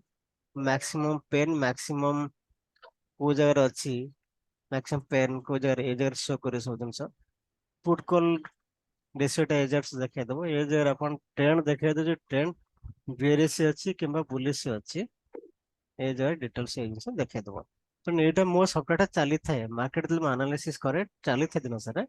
ये पूरा प्रति 3 मिनट रे ये देखे सब आप आईवी केते अछि, डेल्टा केते अछि, गामा केते अछि, भेगा केते अछि, थीटा केते अछि, ए सब जिनस वी अप केते ऊपर चली ये सब जिनस एठी कैलकुलेट करे से जिनस देखे दबो। तो देखे देले ए जगह डिसीजन ना पे आपण इजी हबो किछ जिनस। आपण तो चार्ट देखुछन, चार्ट चलले ता सहित ए सब जिनस कोन करे मो यूज करे माने लाइव मार्केट ए सब देखो तो मार्केट बेरिश अछि, बेरिश केतले लॉन्ग बिल्टअप होची, केतले लॉन्ग अनवाइंडिंग होची, ये सब जिनस शॉर्ट कवरिंग केतले होची, शॉर्ट बिल्टअप केतले होची, ମାନେ डाटा चेंज ହେते ये सब जिनस चेंज हेई चलची। देखंतु एटी 0.6 पाखापाखि अछि ये सब जिनस ମାନେ मार्केट पूरा एक्सट्रीम बेरिश सब अछि। ତେଣୁ ଟାଇମ ଟା ये सब मते कैलकुलेशन करे ये सब जिनस देखौतो। तो ना द्वारा कोन हबो डिसीजन ना पे इजी रहि जाए। तो पोजीशन अपन बसिक रहबे कि बाहर जिबे, तो ये सब जिनस मते हेल्प करे मो ट्रेड नबारे। और मु सेते बारंबार कहे कोन कि इन्वेस्टमेंट करिबार अछि तो फास्ट निज ऊपर इन्वेस्टमेंट करंतो। सब प्रकार मार्केट बर्तमान सब प्रकार जिनस अवेलेबल हेलानी, आपण मानुअल के जिनस करिया पे पड़िबोनी, सॉफ्टवेयर सब जिनस यूज कले मु कोन ये सॉफ्टवेयर बहुत पैसा खर्च करछि सब किना किनी करे ये सब जिनस करे किछि दिन से मते हेल्प करछि। ए सब दिन एकटा चार्ट आकर ए सब दिन देखे दो एनालिसिस ये आकर से देखे दबो। तापर फ्यूचर एनालिसिस फ्यूचर कले यार डाटा बिठ देखेबो, एनालिसिस डाटा ये जगह सब दिन देखे दो कैलकुलेशन करी ये सब दिन वाई डाटा ये सब जिनस आदि किसी जिनस सब जिनस अच्छी सब। ତାହେଲେ ଏଇଟା ମୁଁ ୟୁଜ କରେ ମୋ ଟ୍ରେଡିଂ ଟାଇମରେ ଏଇଟା ମୁଁ ୟୁଜ କରେ। ତେଣୁ ସିମିଲାରଲି ଆପଣ ଗୋଟେ ସକ୍ସେସଫୁଲ ଟ୍ରେଡର ହବା ପାଇଁ ହେଲେ କିଛି ଜିନିଷ ମାର୍କେଟରେ ପଇସା କିଛି ଇନଭେଷ୍ଟମେଣ୍ଟ ସବୁ କରିବେ। ବହୁତ ସଫ୍ଟୱେୟାର ସବୁ ମିଳୁଛି ଯୋଉଟା କି ଆପଣଙ୍କୁ ଡିସିସନ ନେବାରେ ହେଲ୍ପ କରିବ। କୌଣସି ଜିନିଷ ଆପଣଙ୍କୁ ପ୍ରଫିଟେବଲ କରିବ 100% ଦେयर ଇଜ नो ଗ୍ୟାରେଣ୍ଟି। ବଟ୍ ଜିନିଷ ହେଲ୍ପ କରିପାରିବ କଣ ଏସବୁ ଜିନିଷ ଯଦି ଆପଣ ୟୁଜ କରିଛନ୍ତି ଆପଣ ଯୋଉ ଡିସିସନ ନଉଛନ୍ତି ସେ ଡିସିସନର ଗୋଟେ ଟ୍ରେଡ ନଉଛନ୍ତି ସକ୍ସେସ ରେଟ ଟିକେ ବଢେଇ ଦବ। କିନ୍ତୁ କୌଣସି ଜିନିଷ ଆପଣ ଗ୍ୟାରେଣ୍ଟି ଦବନି ଯେ ଆପଣ 100% ପ୍ରଫିଟେବଲ କରିବ ବୋଲି। ବଟ୍ ସକ୍ସେସ ରେଟଟା ଆଦରେ ଆପଣ ବଢେଇ ପାରିବେ। ଏସବୁ ଜିନିଷ ମୁଁ ୟୁଜ କରେ, ଯଦି ସଫ୍ଟୱେର ତ ୟୁଜ କରୁଛି ଆପଣମାନେ ସବୁ ଦେଖେଇଛି ଏଇ ସଫ୍ଟୱେର ସବୁ ୟୁଜ କରେ। এটা স্যার কোন সফটওয়্যারটা স্যার? ଏଇଟା ହେଲା ୱାଇ ଡାଟା କାଲକୁଲେସନ କରିବା ପାଇଁ ଜଣଙ୍କଠୁ ମୁଁ କିଣିଥିଲି, ମାନେ ମୁଁ ପର୍ସନାଲ ୟୁଜ ପାଇଁ। আচ্ছা ମୁଁ ଗୋଟେ ସାର୍ ନେଇଛି ଅଟୋ ଟ୍ରେଣ୍ଡର ବୋଲି ଗୋଟେ ହଁ ଏସଏନ୍ସି ହଁ ଗ୍ଲୋବାଲ, ହଁ ସେ ବି ଭଲ ସେ ବି ଭଲ। ସେଇଟା ଗୋଟେ ନେଇଛି ସାର୍। ସେଥିରେ ସେ ଏଭ୍ରି 3 minutes 5 minutes ଆଉ 15 minutes ସେ ଦେଖେଇ ଦଉଛି ପିସିଆର। ଆଜ୍ଞା ମାର୍କେଟ ବହୁତ ସାର୍ ଆଭେଲେବଲ ସର୍ଟ ଅଛି। କଭରିଂ ମାନେ କଣ? କହିଲେ ନା ଆପଣ ସେଇଟା ସର୍ଟ ସର୍ଟ କଭରିଂ କଭରିଂ, ମାନେ କଣ? ଆପଣ ସେଇଟା ସର୍ଟ କଭରିଂ ଯେତେବେଳେ କହିଲେ ଆପଣ ସେତେବେଳେ କାହା ସହିତ ଗପୁଥିଲେ ସେତେବେଳେ ସର୍ଟ କଭରିଂ ସେତେବେଳେ କହିଲି ମାନେ ଆପଣ ଅପସନ ବାଇଂ କରିଛନ୍ତି କିଛି ଜିନିଷ ତ ମାର୍କେଟ ଆପଣ ଏଗେନଷ୍ଟ ଗଲା କଣ କରିବେ ସେ ଜାଗାରେ ତ ଲସ୍ ଆପଣ ରିକଭରି କରିବେ ନା। ଆଜ୍ଞା ଯଦି ସର୍ଟ ମାନେ ସେଲ୍ କରିଥିବି କଲ୍ କିଣିନେବି। ହଁ ଏକ୍ଜାକ୍ଟଲି ସେମ ଜିନିଷ। ଆପଣ ଏ ଜାଗାରେ ଭାବୁଛନ୍ତି ଏ ଲେଭେଲରେ ଆପଣ ପୁରା କଲ୍ ଟାକୁ ସର୍ଟ କରିକି ବସିଛନ୍ତି। ସର୍ଟ ମିନ୍ସ ସାର୍ ସେଲ ଆପଣ କହନ୍ତେ। ସେଇଟା କହିଥିଲେ କି ସେଲ୍ କରିକି କରିବା, କିନ୍ତୁ ସେଇଟାକୁ ସର୍ଟ କଭରିଂ କୁହନ୍ତି ସେଇଟା। ନା ସେଇ ଟାଇମରେ କହିଲି ଯେତେବେଳେ ଆପଣ କଲ୍ ଟାକୁ ସର୍ଟ କରିବା ଜାଗାରେ ବସିଛନ୍ତି ସେଲ କରି ବସିଛନ୍ତି ମାର୍କେଟ ଏଇଟା 50,000 ଲେଭେଲ ଆପଣ ବସିଛନ୍ତି ଦେଖନ୍ତୁ 50,000 ଅଧିକା ଡାଟା ବର୍ତ୍ତମାନ ଅଛି 50,000 ମୁଖ୍ୟ ରେଜିଷ୍ଟାନ୍ସ ଅଛି ମାର୍କେଟ ଏବେ କେତେ ଅଛି ନା 49,750 ରେ ଅଛି ବର୍ତ୍ତମାନ ତେଣୁ 50,000 ରେ ଅଛି ମୁଖ୍ୟ ରେଜିଷ୍ଟାନ୍ସ ଅଛି କାରଣ ଏ ଜାଗାରେ କଲ୍ ରାଇଟିଂ ଜବରଦସ୍ତ ହେଇଛି ଯେତେବେଳେ କଣ ହବ ମାର୍କେଟ ଆ ଉପରେ ବ୍ରେକ୍ କରିବ କୋଉଠି 50,000 ବ୍ରେକ୍ କରିବ ତାହେଲେ କଣ ହବ କଲ୍ ସର୍ଟ ବାଲା ଉଠିଯିବେ କାରଣ ଏଠି ତାଙ୍କ ଡାଟା ଚେଞ୍ଜ ହେଇଯିବ ମାନେ ଯାହା ପୋଜିସନ ବନେଇଥିଲେ ସେ ପୋଜିସନ କାଟିଦେବେ ତ ଲସ୍ ଟା କଣ ରିକଭରି କରିବେ ଏଇ ସର୍ଟ କୁ କଭର କରିବା ପାଇଁ କଣ କହନ୍ତି ତାଙ୍କ ଲସ୍ ଟା ରିକଭରି କରିବା ପାଇଁ ଏକ୍ସଟ୍ରା ପୋଜିସନ ଏଇ ଜାଗାରେ ପକେଇ ଦିଅନ୍ତି ପଢିବା ଡିଟେଲ୍ସ ଆମେ ପଢିବା ଆଗକୁ ସବୁ ସର୍ଟ କଭର କଣ ଲଙ୍ଗ ଅନବାଇଣ୍ଡିଂ କଣ ଏସବୁ ଜିନିଷ ପଢିବା ଲଙ୍ଗ ବିଲ୍ଡ ଅପ୍ କଣ ଏସବୁ ଜିନିଷ ଲେଖା ହେଇଛି ନା ଆମେ ଏଇଟା ଯେତେବେଳେ ପଢିବା ଅପସନ ପଢିବା ଅପସନ ପଢିଲେ ଅପସନ ଆନାଲିସିସ୍ ଡିଟେଲ୍ସ ଏପଟ ଜିନିଷ ପଢିବା ଯେ ଥିଟା ବିଟା ଗାମା ଏସବୁ କଣ ବେଗା ଏସବୁ କଣ ଜିନିଷ ଆମେ ପଢିବା ଆଗାମୀ ପଢିବା ଆମେ ଜଷ୍ଟ ଆରମ୍ଭ ହେଲା କ୍ଲାସ ଆପଣ ବ୍ୟାଚ୍ ରେ ଓନ୍ଲି କ୍ୟାଣ୍ଡେଲ ରେ ଅଛି ଆହୁରି ବହୁତ ଜିନିଷ ଆଗକୁ ଅଛନ୍ତି ଆଉ ଇଏ କ୍ଲାସ ଟା 30ଟା କ୍ଲାସ ପରେ 30-35ଟା କ୍ଲାସ ହେଲା ପରେ ଏଇ ଜିନିଷଟା ଆମେ ପଢିବା ଅଛି ବହୁତ ଆଗକୁ ଅଛି ପଢିବା ଏସବୁ ଜିନିଷ ସର୍ଟ ବିଲ୍ଡଅପ୍ କଣ ଲଙ୍ଗ ବିଲ୍ଡଅପ୍ କଣ ଲଙ୍ଗ ଅନବାଇଣ୍ଡିଂ କଣ ସର୍ଟ କଭରିଂ କଣ ଏସବୁ ଜିନିଷ ଆମେ ପଢିବା ଡିଟେଲ ତା ଦେହରେ ଆପଣ ଯେତେ ଜିନିଷ ଦେଖୁଛନ୍ତି ନା ଏଇ ସବୁ ଗୋଟେ ଗୋଟେ ୱାର୍ଡ ଲେଖା ହେଇଛି ଏସବୁ ଜିନିଷ ଆମେ ସବୁ ପଢିବା ସବୁ ସର୍ଟ ଅନବାଇଣ୍ଡିଂ ଲଙ୍ଗ ଅନବାଇଣ୍ଡିଂ ସର୍ଟ ବିଲ୍ଡଅପ୍ ଏ ସବୁ ଜିନିଷ କଣ ଏ ଜିନିଷ ଆମେ ପଢିବା ସବୁ ୱାନ୍ ବାଇ ୱାନ୍ ପଢିବା ସବୁ।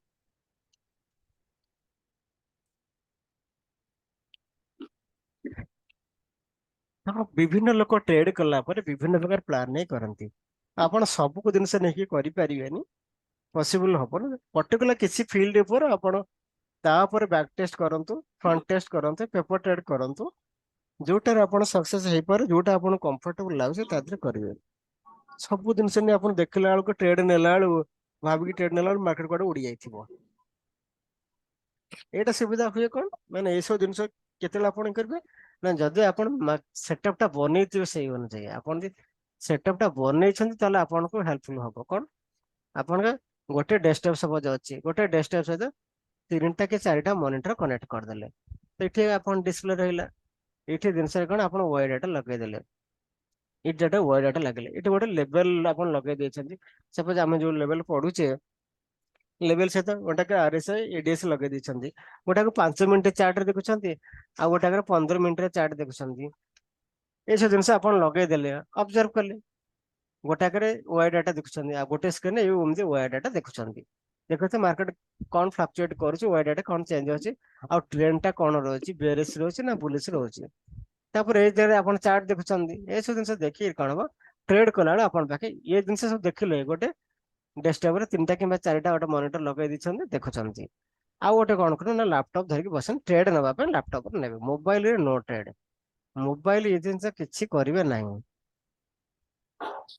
ତେଣୁ ଏଠି କଣ ଆପଣ ଲାପଟପ ରେ ଟ୍ରେଡ କଲେ ତ ଲାପଟପ ଟ୍ରେଡ କରୁଛନ୍ତି ତାହେଲେ ଏସବୁ ଜିନିଷ ଦେଖିଲେ ଲାପଟପ ଟ୍ରେଡ କଲେ ତେଣୁ ଇନଭେଷ୍ଟମେଣ୍ଟ ଫାଷ୍ଟ କରିବାର ଅଛି ତ ନିଜ ଉପରେ ମିନିମମ୍ 2 ଲାକ୍ସ ନିଜ ଉପରେ ଇନଭେଷ୍ଟମେଣ୍ଟ କରନ୍ତୁ ତାପରେ ମାର୍କେଟରେ 50,000 ଇନଭେଷ୍ଟମେଣ୍ଟ କରିବେ ପ୍ରଥମେ ନିଜ ଉପରେ 2 ଲାକ୍ସ ଇନଭେଷ୍ଟମେଣ୍ଟ କରନ୍ତୁ ଆଉ ନିଜ ଉପରେ ଇନଭେଷ୍ଟମେଣ୍ଟ କେତେ ନାଇଁ ସାର୍ ମୁଁ ସବୁ ଜିନିଷ ଜାଣିଛି ନା କେମିତି ଜାଣିଲି ନା ୟୁଟ୍ୟୁବରୁ ଦେଖିକିରି ଭାଇ ଫ୍ରିରେ କିଛି ଜିନିଷ ଆପଣ ପାଇପାରିବେନି ଫ୍ରିରେ କୌଣସି ଜିନିଷ ହବନି ହଁ କିଛି ବେସିକ ନଲେଜ ବଢିବ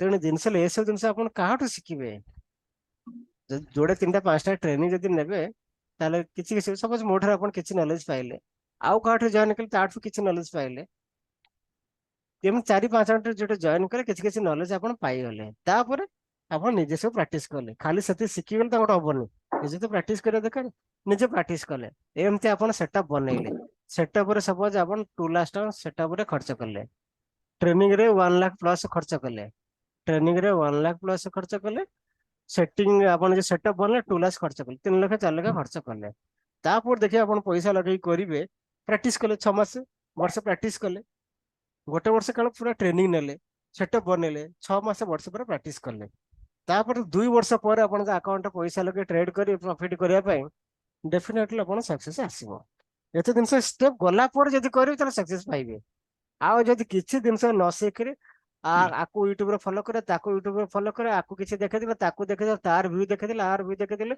ତାପରେ ଟ୍ରେଡ ଗ୍ରୁପରେ ପଶିଗଲେ ଟ୍ରେଡ ନେଲେ ଏସବୁ ଜିନିଷରେ सक्सेस हबार चांसेस 0%। 0%।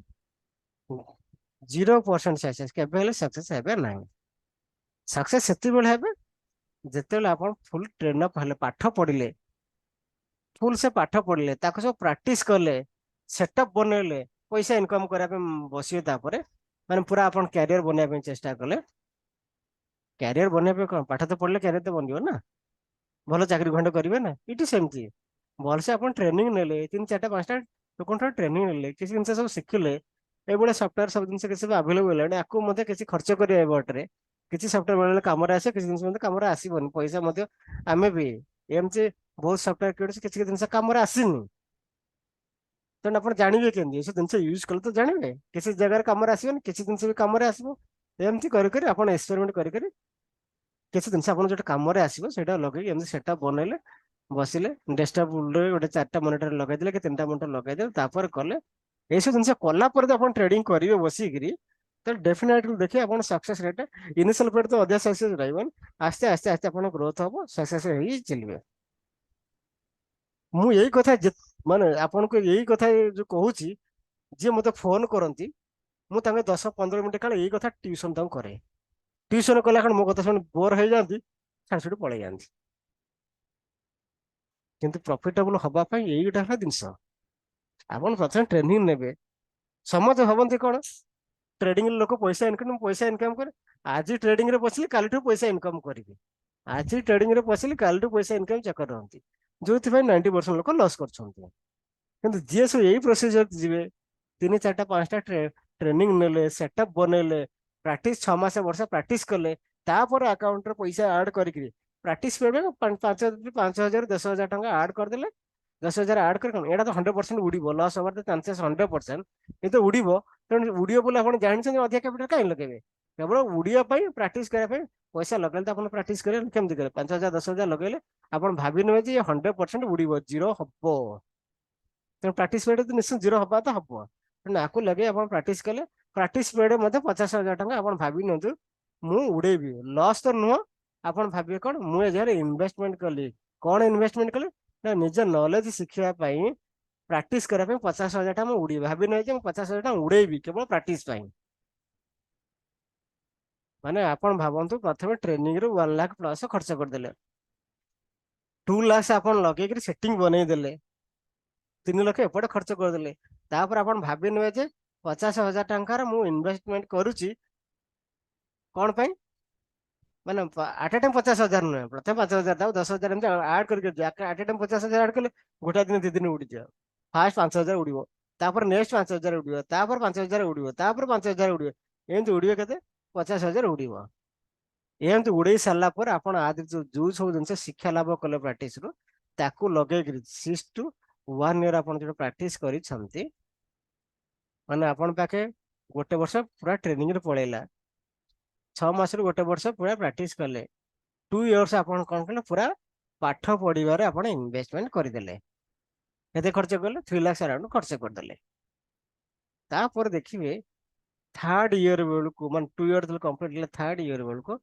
डेफिनेटली मु 100% लेखिक आज दे देउची कहबे आपन को आपण प्रति मंथ रे 100% ग्रीन रहिबे केते प्रॉफिट करे सेटा अलगा मैटर किंतु आपण अकाउंट सब बेले मंथ एंड रे ग्रीन रहबा त रहइबो जदि आपण एई प्रोसीजर फॉलो करिवे जदि फॉलो न करूछंती ताले ए जारे सक्सेस रेट कम कोंतु यथि दिन से केते जण पेशेंस रखि परबे कहले जो माने आगरो ट्रेड करूछंती एबे जो माने सब नुआ नुआ पसिछंती केते जण आकु यथि दिन से मु जो दिन से कहली पेशेंस रखि 2 वर्ष काल बस पढ़ी पारिबे नो वन केई नुआ कहना हमु नकले हबनी सर नकले हबनी सर କରିବାକୁ ପଡିବ ଯଦି सक्सेसफुल ହେବାକୁ ପଡିବ ତାହେଲେ କରିବାକୁ ପଡିବ କିନ୍ତୁ ମାନେ ଯୋଉ ମାନେ 5 वर्ष मार्केट बितेई ଦେଇଛନ୍ତି ସେମାନେ 2 वर्ष पेशेंस रखि करि पारिबे କିନ୍ତୁ जे मार्केट नुआ पसुଛନ୍ତି से 2 वर्ष पेशेंस रखिबेनी जोथि पई ସେମାନେ लॉस करि जिवे କେବେ ବି सर ପଶୁ ପଶୁ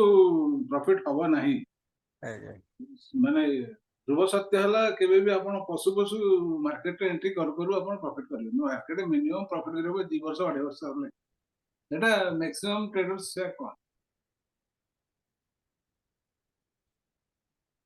ତେଣୁ ମୋ ସଜେସନ ରହିଲା ଯୋଉମାନେ ନୂଆ ନୂଆ ନ୍ୟୁଲି ଜଏନ୍ କରୁଛନ୍ତି ସବୁ ପେସେନ୍ସ ରଖନ୍ତୁ, ପଇସା ଇନକମ୍ ଉପରେ ଫୋକସ ରଖନ୍ତୁନି, କାହା ଉପରେ ଫୋକସ କରନ୍ତୁ? ଶିଖିବା ଉପରେ। ଯିଏ ଲର୍ଣ୍ଣିଂ ଯେ ଉପରେ ଫୋକସ କଲେ ହବ। ଆଜ୍ଞା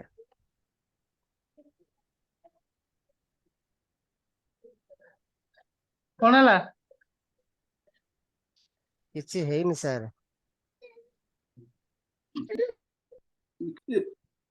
ଅନମ୍ୟୁଟ କରି କାसे କଥା। ଆଉ କାହାର କିଛି କ୍ୱେଶ୍ଚିନ୍ ଅଛି ତ ପଚାରନ୍ତୁ।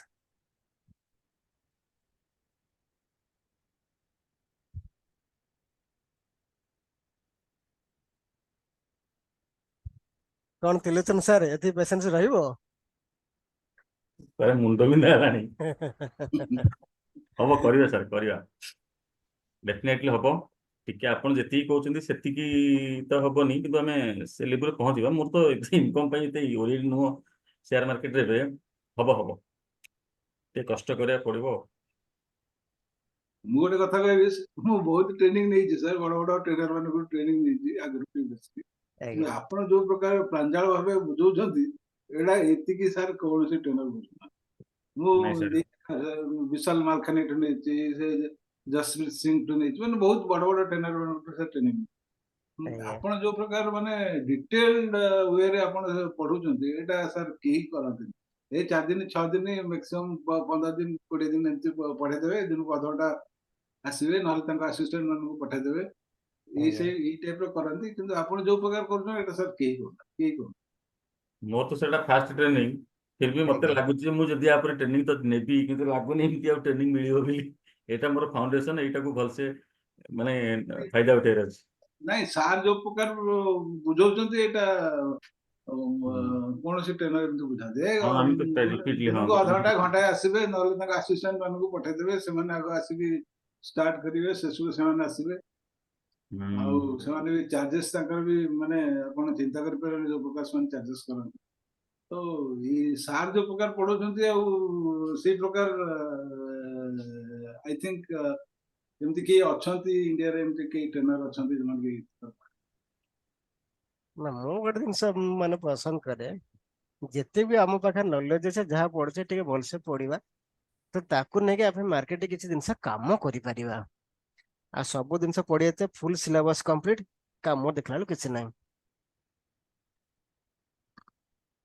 ତ ଏମିତି କଲେ ଆମେ କଣ ସକ୍ସେସ୍ ହେଇପାରିବାନି?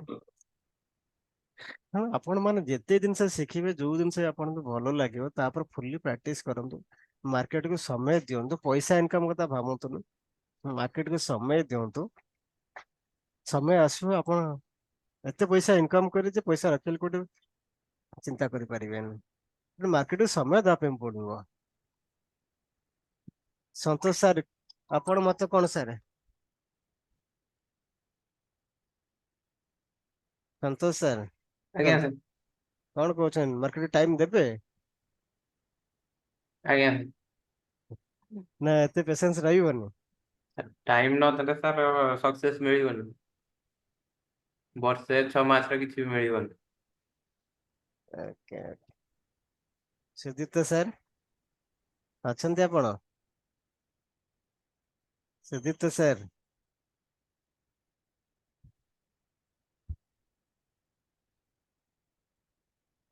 ଓକେ। ଆଉ ଆପଣ ମାନେ ନାଁ ତ ସବୁ ସର୍ଟରେ ରଖିଦେଇଛନ୍ତି। ଏସପି ସାର୍, ପାଣିଗ୍ରାହୀ ସାର୍ ଅଛନ୍ତି? ଆଜ୍ଞା ସାର୍, ସମୟ ଦବା ଆଉ। ତାର ଡେଫିନେଟଲି ଆଉ ସମୟ ମାଗୁଛି ଆଉ ସେଥିରେ ଆଉ କିଛି କିଛି ଜାଗାରେ ସାର୍ ଆମର ଅପସନ ର ଆଜ୍ଞା ମାନେ 50-60 ହଜାର ଭଳିଆ ଇନକମ ହେଇଛି। ଆଉ ଆଜ୍ଞା କିନ୍ତୁ ମାନେ ସେମିତି ବି ଚାଲି ଯାଇଛି, ତେଣୁ ନେଟ ପ୍ରଫିଟ 7-8 ହଜାର ଟଙ୍କା ଖଣ୍ଡେ ମାନେ ଏମିତି ଅଛି। ମାନେ ମୁଁ ଆଜ୍ଞା ସେଇ ସବୁ ଜିନିଷ ଆପଣ ଟିକେ ମାନେ ଟିକେ ଉଡିଆର ବୁଝିଲା ବେଳକୁ ଆଉ ଟିକେ ସେ ଯୋଉ ସେଇଟା ଟିକେ ଭଲ ଲାଗୁଛି ଆଉ, ମାନେ ଟିକେ ଭିତରକୁ ଆନାଲିସିସ୍ ଭଳିଆ ମୁଣ୍ଡରେ ପଶୁଛି ଆଉ। ଆଜ୍ଞା। ସେଥିପାଇଁ ଆପଣଙ୍କର ମାନେ ପଢିବା ଷ୍ଟାଇଲ ଟା ଭଲ ଲାଗୁଛି, ଆଉ ଟିକେ ଏଇଭଳିଆ କଣ୍ଟିନ୍ୟୁ କରନ୍ତୁ ଆଉ। ମସ୍ତ ଲାଗୁଛି। ସାର୍ ଆଜ୍ଞା ଆଜ୍ଞା ସାର୍, ଆମେ ଭଲସେ ବୁଝିବା, ପଢିବା, ପ୍ରାକ୍ଟିସ କରିବା, ଟାଇମ ଦେବା ଯେ ମାର୍କେଟ, ତାହେଲେ 100% ସକ୍ସେସ୍ ଆସିବ। ସକ୍ସେସ୍ ଆସିବ, ଯିବ କୁଆଡେ? ଗୋଡେଇ ଗୋଡେଇ ଆମ ପାଖରେ ଆସିବ, କିନ୍ତୁ ତା ପୂର୍ବରୁ ଆମକୁ ସାଧନା କରିବା ପାଇଁ ପଡିବ। ଯଦି ଆମେ ସାଧନା କରିବେ ତାହେଲେ ଡେଫିନେଟଲି ଆମେ ସକ୍ସେସ୍ ପାଇପାରିବା, କ୍ୟାରିୟର ବନେଇ ପାରିବା। ଆମେ କ୍ୟାରିୟର ବନେଇଛି, ଆପଣ କାହିଁ କରିପାରିବେନି? କରିପାରିବେ ସାର୍, ପସିବୁଲ ସବୁ। ସେଥିପାଇଁ ଆପଣ ସମୟ ଦେବା ପାଇଁ ପଡିବ। ଯେମିତି କହନ୍ତି Rome was not built in a day. Rome ଟା ଗୋଟେ ଦିନ ତିଆରି ହେଇନଥିଲା ନା, ଗୋଟେ ସଭ୍ୟତା ତିଆରି ହେବା ପାଇଁ କଣ ବହୁତ ସମୟ ଲାଗେ, ତାପରେ ଗୋଟେ ଏକ୍ସଟ୍ରିମ ଷ୍ଟେଜ ସେ ପହଞ୍ଚେ। ସେଇଭଳି ସବୁ ଜିନିଷରେ ଆପଣଙ୍କୁ ସମୟ ଦେବା ପାଇଁ ପଡିବ। ଯେକୌଣସି ଗୋଟେ ବଡ ସାମ୍ରାଜ୍ୟ ହୁଏ, କଳିଙ୍ଗ ଗୋଟେ ବଡ ସାମ୍ରାଜ୍ୟ ଥିଲା, ଅଶୋକ ସେମିତି ତାଙ୍କର ବଡ ସାମ୍ରାଜ୍ୟ ବନେଇଥିଲେ। ଯିଏ ଯେତେ ଯେତେ ଏମ୍ପାୟାର ସବୁ ଅଛନ୍ତି, ତ ସମୟ ଦେଇଛନ୍ତି ତାଙ୍କ ଏମ୍ପାୟାର ଟା ବଢି ବଢି ଚାଲିଛି। ଆପଣ ଗୋଟେ ଚାଳ ଘର କଲେ, କୁଡିଆ ଘର କଲେ ଗୋଟେ ଦିନ ବନେଇଦେବେ, କିନ୍ତୁ ଗୋଟେ କୋଠା ଘର କଲେ କଣ ଲାଗିବ? ଆପଣ ସମୟ ଲାଗିବ, ବର୍ଷ ଲାଗିବ, 1.5 ବର୍ଷ ଲାଗିବ, 2 ବର୍ଷ ଲାଗିବ। କୋଠା ଘର ରହିଲେ ଆପଣ 2 ବର୍ଷ ଦରକାର, କୁଡିଆ ଘର ରହିବା ପାଇଁ ହେଲେ ଆପଣ ଗୋଟେ ଦିନ ଦରକାର। କାରଣ ଆପଣ ଡିପେଣ୍ଡ କରୁଛି ଆପଣ କୁଡିଆ ଘରେ ରହିବେ ନା ଛାତ ଘରେ ରହିବେ। ଯଦି ଛାତ ଘରେ ରହିବା ପାଇଁ ଇଚ୍ଛା ଅଛି ଆପଣଙ୍କର, ତାହେଲେ ଆପଣ 2 ବର୍ଷ ଟାଇମ ଦେବା ପାଇଁ ପଡିବ। ଆଉ ଯଦି କୁଡିଆ ଘରେ ଭିକାରୀ ହେଇକି ରହିବା ପାଇଁ ଇଚ୍ଛା ଅଛି, ତାହେଲେ ଗୋଟେ ଦିନରେ ଭିକାରୀ ହେଇଯିବେ। ତେଣୁ ଆପଣ ଉପରେ ସବୁ ଜିନିଷ ଡିପେଣ୍ଡ କରୁଛି, ଯିଏ ଯେମିତି କରେ ସେମିତି ସକ୍ସେସ୍ ଆସିବ। ସାର୍ ଆପଣ ଷ୍ଟକ୍ ରୁ ଫାଷ୍ଟ ଆରମ୍ଭ କଲେ ନା ଅପସନ ରୁ? ପ୍ରଥମରୁ ଆମର ଷ୍ଟକ୍ ରୁ ଆରମ୍ଭ ହେଇଥିଲା, ତାପରେ ଅପସନରେ ପଶିଲୁ, ଅପସନରେ ପଶି ବର୍ବାଦ ହେଲୁ। ଷ୍ଟକ୍ ରୁ ଚାଲିଥିଲା ସବୁଜ ପ୍ରଫିଟ, ଅପସନରେ ଉଡେଇ ଦେଲୁ। ତାପରେ ମିକ୍ସ ଚାଲିଲା, ଅପସନ ଚାଲିଲା ପ୍ଲସ ଷ୍ଟକ୍ ଚାଲିଲା। ତେଣୁ ଅପସନ ଟ୍ରେଡର ହିଁ ପ୍ରଥମରୁ ବର୍ବାଦ କରେ। ନୂଆ ନୂଆ ଟ୍ରେଡର ଯିଏ ସବୁ ପଶିଥାନ୍ତି, ଷ୍ଟକ୍ ରେ ଇକ୍ୱିଟିରେ କେହି ପସନ୍ତିନି, ବୋରିଂ ଲାଗେ ତାଙ୍କୁ। ସମସ୍ତେ ଚାହାନ୍ତି ଫଟାଫଟ ପଇସା ଇନକମ କରିବା ପାଇଁ, ଅପସନ ପସନ୍ତି, କମ ପଇସା ଟ୍ରେଡ କରନ୍ତି, ଯୋଉଥିପାଇଁ ବର୍ବାଦ ହୁଅନ୍ତି। ମାନେ ଆଜିର ଟ୍ରେଡର ସବୁ ବର୍ବାଦ ହଉଛନ୍ତି, 90% ଟ୍ରେଡର ରିଜିନ ହଉଛି କଣ? ଫାଷ୍ଟ ଅପସନ ପଶିକିରି। ଆଉ ସାର୍ ବେଶୀ ପଇସା ଲଗେଇକି ଫାଷ୍ଟ ରୁ ଯୋଉ କହିଲେନି ନା, ଫାଷ୍ଟ ବେଶୀ ପଇସା ରୁ ଷ୍ଟାର୍ଟ କରନ୍ତୁ, ସେଇଟା କାହିଁକି ନା ବେସିକ ବେସିକ ଜିନିଷ ଯୋଉଟା ଇଣ୍ଟ୍ରାଡେ ରୁ କନଭର୍ଟ, ଇଣ୍ଟ୍ରାଡେ ଧରା ଯୋଉ 100ଟା ଷ୍ଟକ୍ କିଣିଦେଲେ, ଆମ ପାଖରେ ଆଜ୍ଞା ସେତିକି ପଇସା ଅଛି, ଆମେ ଚାହିଁଲେ ତାକୁ କନଭର୍ଟ କରିପାରିବା। କିନ୍ତୁ ଆଜ୍ଞା ଆମେ ଷ୍ଟାର୍ଟିଂ ରୁ କନଭର୍ଟ ଟା ଜାଣିନାହାନ୍ତି ଧରାଯାଉ। ମୁଁ ଆଜ୍ଞା ସେମିତି କରିକି ଧର ଯୋଉ ବ୍ୟାଙ୍କ ଅଫ ଇଣ୍ଡିଆର 6,000 ଟଙ୍କା ଲସ୍ କରିଦେଲି, ଆଉ ଆଜ୍ଞା କି କନଭର୍ଟ କରା ଜାଣିନି ମୁଁ, ଆଉ ଗୋଟେ କୋଉଠୁ 12,000 ପାଇନି, ଏଠୁ 6,000 ଲସ୍ କରିଦେଲି। ଏମିତି ଆଜ୍ଞା ହେଲା ବେଳକୁ ଷ୍ଟାର୍ଟିଂ ରୁ ଯୋଉ ବେଶୀ ପଇସା ରୁ ଆମେ ଆରମ୍ଭ କରିଦଉଛନ୍ତି, ସେଇଟା ଅସୁବିଧା। ଏମିତି ଫାଷ୍ଟ ରୁ 1,000, 500, 2,000 ଏଇଥିରୁ ଷ୍ଟାର୍ଟ କରିବ ଜଣେ, ତାପରେ ଯାଇକି ହବ। କାହିଁକିନା ଆପଣ ଇନିସିଆଲ ଷ୍ଟେଜରେ ଆପଣ 100% ଲସ୍ ହବ। ଇନିସିଆଲ ଆଜ୍ଞା। ଷ୍ଟେଜରେ 100% ଲସ୍ ହବ। ଆପଣ ଯେତେ କ୍ୟାପିଟାଲ ରଖିଲେ ମଧ୍ୟ 3 ମାସ ଭିତରେ ସେ ଉଡିଆ କଥା 100% ଉଡିବ। ତେଣୁ ସେଥିପାଇଁ ହୁଁ ଆପଣ ଏଇଟା ଆପଣଙ୍କ ପାଖରେ ଲର୍ଣ୍ଣିଂ ରହିଲା ଉଡିବ ବୋଲି, ତାହେଲେ ଅଧିକା ପଇସା ଆଡ କରିବେନି। ତ କମ ପଇସା ହୁଁ ଆଡ କରିବେ କେବଳ ଆପଣ ଲର୍ଣ୍ଣିଂ ପର୍ପୋଜ ପାଇଁ, ପ୍ରାକ୍ଟିସ ହୁଁ କରିବା ପାଇଁ। ତ ସେଥିପାଇଁ ଆପଣ ଜାଣିଛନ୍ତି ଉଡିବ ବୋଲି, ଅଧିକ ପଇସା ଆଡ କରିବେନି। ଆଉ ଯିଏ ଅଧିକ ପଇସା ଆଡ କଲେ ଗଲା ଉଡିଆ। ତ ଗୋଟେ ଗୋଟେ ଲୋକ 8 ଧାର ଉଧାର ନେଇ ଆସିବେ, ଲୋନ କରି ଆଣିବେ, 1 ଲାଖ ଆଡ କରିଦେବେ, ସେ 2 ଦିନ ତାକୁ ଉଡେଇଦେବେ, 2 ଡେଜ ଭିତରେ ଉଡେଇଦେବେ, ପୁରା ବର୍ବାଦ ହେଇଯିବେ। ବହୁତ ଲୋକ ବର୍ବାଦ ଏମିତି ହଉଛନ୍ତି ମାର୍କେଟରେ, ଆପଣ ଶୁଣୁଥିବେ ଡେଲି ସବୁ ଯାହା ଯାହା ଘଟଣା ଘଟୁଛି, ଆପଣ ସବୁ ଡେଲି ଲାଇଫରେ ଆପଣ ସବୁ ଶୁଣୁଥିବେ। ଜିନିଷ ହେଲା ଏଇ ଟାଇପ ର କରୁଛନ୍ତି, ନ ଶିଖିକିରି ପଇସା, ନିଜ ପଇସା ସେଭିଙ୍ଗ ପଇସା ଉଡେଇ ଦେଲେ, 8 ଧାର ଆଣିଲେ। ଏମିତି ଦେଖିବେ କାହାର 40 ଲକ୍ଷ ଲୋନ କରି ଘରୁ ଫେରାର, କିଏ 50 ଲକ୍ଷ ଲୋନ କରି ପଇସା ନ ଦେଇ ପାରି ଘରୁ ଫେରାର, ତା ଘରେ ଆଗରେ ଆସି ଲୋକ ଆସି ବସୁଛନ୍ତି। ଅର୍ କିଏ ଅଲଗା ଅଲଗା ପ୍ରକାର ଆକ୍ସନ ସବୁ କରୁଛନ୍ତି, ବିଭିନ୍ନ ପ୍ରକାର କାରନାମା କରୁଛନ୍ତି। ତେଣୁ ସେଥିପାଇଁ ମୋ ସଜେସନ ଆପଣ ରହିବ, ଆପଣ ଅଳ୍ପ ପଇସାରେ ପ୍ରାକ୍ଟିସ କରନ୍ତୁ। ତାପରେ ଆପଣ ଯୋଉ ଯୋଉ ଷ୍ଟ୍ରାଟେଜି ସବୁ ପ୍ରଫିଟେବଲ ଦବ ପ୍ରାକ୍ଟିସ ପିରିୟଡ, ତାପରେ ଆପଣ ଏକ୍ସପିରିଏନ୍ସ ହେଇଗଲା ପରେ ତାପରେ ଅଧିକା କ୍ୟାପିଟାଲ ୟୁଜ କରିପାରିବେ। କିନ୍ତୁ ଇନିସିଆଲ ଷ୍ଟେଜରେ ଅଧିକା ପଇସାରେ କରନ୍ତୁ ନାହିଁ।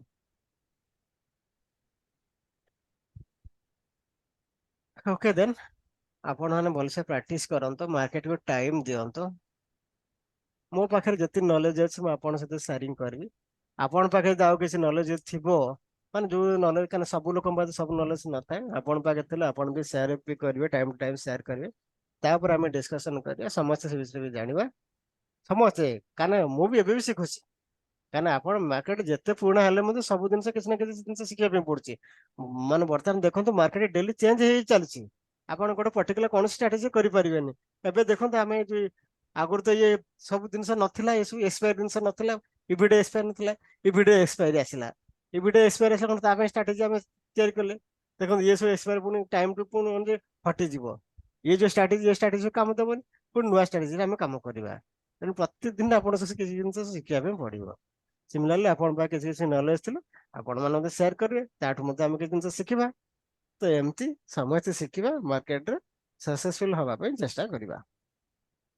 କାରଣ ଏଭ୍ରିଡେ ମାର୍କେଟ ଚେଞ୍ଜିଂ, ତେଣୁ ଆମକୁ ମଧ୍ୟ ଅପଗ୍ରେଡ କରିବା ପାଇଁ ପଡିବ। ଆମେ ଯେତିକି ନଲେଜ ଭାବୁଛନ୍ତି ଅଛନ୍ତି, ଆମେ ସେତିକି ନଲେଜ ଆମ ସଫିସିଏଣ୍ଟ ହବନି। କାହିଁକି ଆମକୁ ଏଇ ଯୋଉ ଅପଗ୍ରେଡ କରିବା ପାଇଁ ପଡିବ। ଅପଗ୍ରେଡ ନ କଲେ ଆମେ ମାର୍କେଟ ତିଷ୍ଠି ପାରିବାନି। ମାର୍କେଟ ଯେମିତି ଅପଗ୍ରେଡ ହଉଛି, ଆମକୁ ନିଜକୁ ମଧ୍ୟ ଅପଗ୍ରେଡ କରିବା ପାଇଁ ପଡିବ। ଯେମିତି ଆପଣ ମୋବାଇଲ ସଫ୍ଟୱେର ୟୁଜ କରୁଛନ୍ତି, 2 ଦିନ 5 ଦିନ ପରେ ସେ ମାଗିବେ ଅପଡେଟ କରନ୍ତୁ ବୋଲି, କାହିଁକି ସେ ଅପଗ୍ରେଡ ହଉଛି। ସିମିଲାରଲି ଆମକୁ ମଧ୍ୟ ଅପଗ୍ରେଡ କରିବାକୁ ପଡିବ। ସେ ବି ରୁଲ ଆଣ୍ଡ ରେଗୁଲେସନ ଚେଞ୍ଜ କରିଦଉଛନ୍ତି ସବୁ। ତ ସେମିତି ଆମକୁ ଜାଣିବା ପାଇଁ ପଡିବ, ନିଜକୁ ଚେଞ୍ଜ କରିବା ପାଇଁ ପଡିବ। ଯେକୌଣସି ବ୍ରୋକର ଆପଣ ଆପ୍ ୟୁଜ କରୁଛନ୍ତି, ସିଏ ମଧ୍ୟ ଅପଡେଟ କରିଦଉଛି, ତା ସହିତ ମଧ୍ୟ ଆପଣ ଅପଡେଟ ହବା ପାଇଁ ପଡିବ। ତ ସବୁ ଅପଡେଟ ହବା ପାଇଁ ପଡିବ, ନିଜର ନଲେଜ ବଢେଇବା ପାଇଁ ପଡିବ, ମାର୍କେଟକୁ ଟାଇମ ଦେବା ପାଇଁ ପଡିବ ଲର୍ଣ୍ଣିଂ ପର୍ପଜରେ। ତାହେଲେ ଆମେ ମାର୍କେଟରେ ତିଷ୍ଠିକି ରହିପାରିବା, ନ କଲେ ତିଷ୍ଠିକି ଆମେ ରହିପାରିବାନି। ଆଉ କାହାର କିଛି ଅଛି ତ କୁହନ୍ତୁ, ନହେଲେ ଆଜିର କ୍ଲାସ ଏଇଠି ଏଣ୍ଡ କରିବା। ସାର୍ ଆପଣଙ୍କର ଲସ୍ ଷ୍ଟ୍ରାଟେଜି କଣ? ଆମେ କେତେ ପର୍ଯ୍ୟନ୍ତ କୌଣସି ଜିନିଷ ନବା, କେତେ ପର୍ଯ୍ୟନ୍ତ ଆମେ ଲସ୍ ପର୍ଯ୍ୟନ୍ତ ୱେଟ୍ କରିବା, ଆଉ ତାପରେ ଆଉ ୱେଟ୍ ଆପଣ କରିବାନି, କାଟିଦବା? କ୍ୟାପିଟାଲକୁ ଦେଖିବେ, ଯୋଉମାନେ ମୋ ପେଡ୍ ଗ୍ରୁପରେ ଜଏନିଂ ଅଛନ୍ତି, ତା ଉପରେ ଦେଖିବେ ଗୋଟେ ମେସେଜ ଅଛି ଷ୍ଟାର୍ଟିଂ ରେ। ହୁଁ, ହୁଁ, ଆପଣଙ୍କ କ୍ୟାପିଟାଲକୁ ଆପଣ ଏମିତି ଡିଭାଇଡ କରିବେ ହୁଁ, ଯେମିତି କି 3 months ଯଦି କଣ୍ଟିନ୍ୟୁଅସଲି ଲସ୍ କରୁଛନ୍ତି, ଫିର ବି ହୁଁ, ଆପଣ ପାଖେ କ୍ୟାପିଟାଲ ବଞ୍ଚିକି ରହିବ ଟ୍ରେଡ କରିବା ପାଇଁ। ତ ସେଇ ଅନୁଯାୟୀ ଆପଣ ରିସ୍କ ନେବେ। ଆଜ୍ଞା ଆପଣ ଆଜ୍ଞା। ପାଖେ 1 lakh କ୍ୟାପିଟାଲ ଯଦି ଅଛି, ଦେଖନ୍ତୁ ମୁଁ କହୁଛି 1 lakh କ୍ୟାପିଟାଲ ଅଛି ଯଦି, ଗୋଟେ ଦିନର ମ୍ୟାକ୍ସିମମ୍ ରିସ୍କ ହେଲା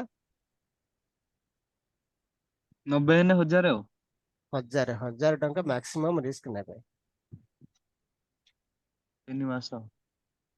3 ମାସ ମିନ୍ସ ଆପଣ 20 days ସପୋଜ ପାଇଲେ, ତାହେଲେ କେତେ ହୁଁ। ଆସିବ? 3 ମାସ ଯଦି କରୁଛନ୍ତି ତାହେଲେ କେତେ ଯିବ? 20 60 ହେଲେ 60 ପ୍ଲସ 2000 ଆଉ ଗୋଟେ 1500। ଏପଟେ ରେଜିଷ୍ଟର୍ଡ ହେଇଗଲେ 70,000 ପାଖାପାଖି ଆପଣଙ୍କ ଲସ୍ ହବ। ଫିର ବି ଆପଣଙ୍କ ପାଖେ 30,000 ଟଙ୍କା ବଞ୍ଚିକି ରହିପାରିବ। ଯଦି ଏକ୍ସପାୟରି ଡେଟ୍ ଲେଟ୍ ଥିବ, ତଥାପି ବି ଆମେ ୱେଟ୍ କରିବାନି ନା?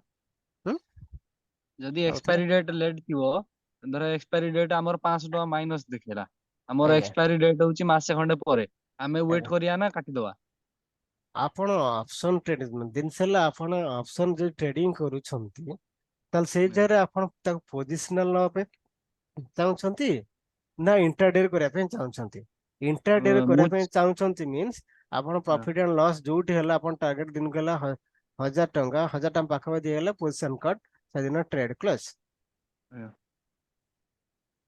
ସାର୍ ମାଇନସ୍ ହେଇଲା ବେଳକୁ ପୋଜିସନାଲ ହେଇଯାଉଛି, ପ୍ଲସ୍ ହେଇଗଲା ବେଳକୁ ଇଣ୍ଟ୍ରାଡେ ହେଇଯାଉଛି। ନାଇଁ, ଆପଣ ଅପସନ ଯଦି ମାନେ ସେଇଥିପାଇଁ କହିଲ ନା, ଅପସନ ଯଦି କରୁଛନ୍ତି ଆଜ୍ଞା, ମୋମେଣ୍ଟମ ବେସିସ ରେ କରନ୍ତୁ। ମୁଁ ସଜେଷ୍ଟ କରିବି, ହୁଁ, ବିଭିନ୍ନ ଲୋକଙ୍କ ହୁଁ, ବିଭିନ୍ନ ପ୍ରକାର ଇଏ ରୁହେ, ମୋମେଣ୍ଟମ ବେସିସ ରେ ମିନ୍ସ ଆପଣ ହୁଁ, ଦେଖିଲେ ଏଇଟା ଦେଖନ୍ତୁ, ଦେଖେଇ ଦଉଛି କୁଆଡେ ଗଲା। ଯଦି ଟ୍ରେଡ କରିବାର ଅଛି ଆପଣଙ୍କ, ମୋମେଣ୍ଟମ ବେସ ରେ କରନ୍ତୁ ଟ୍ରେଡ। ହୁଁ, ଏଇ ଦେଖିଲେ ଇଏ ଗୋଟେ ମୋମେଣ୍ଟ ପାଇଲେ, ଏଇଠି ଦେଖନ୍ତୁ ଆପଣ ଏ ପର୍ଯ୍ୟନ୍ତ ବସି ରହିବା ଆବଶ୍ୟକତା ନାହିଁ। ଆପଣ ଏଇ ଜାଗାରେ ପଶିଲେ 12 ଟଙ୍କାରେ ହୁଁ, ସବୁ ପଶିଛନ୍ତି, ଆପଣ ପ୍ରଫିଟ ହେଇଗଲା କେତେ? 40 ଟଙ୍କା 45 ଟଙ୍କା ପ୍ରଫିଟ ହେଇଗଲା, ପଏଣ୍ଟ ଗଲା।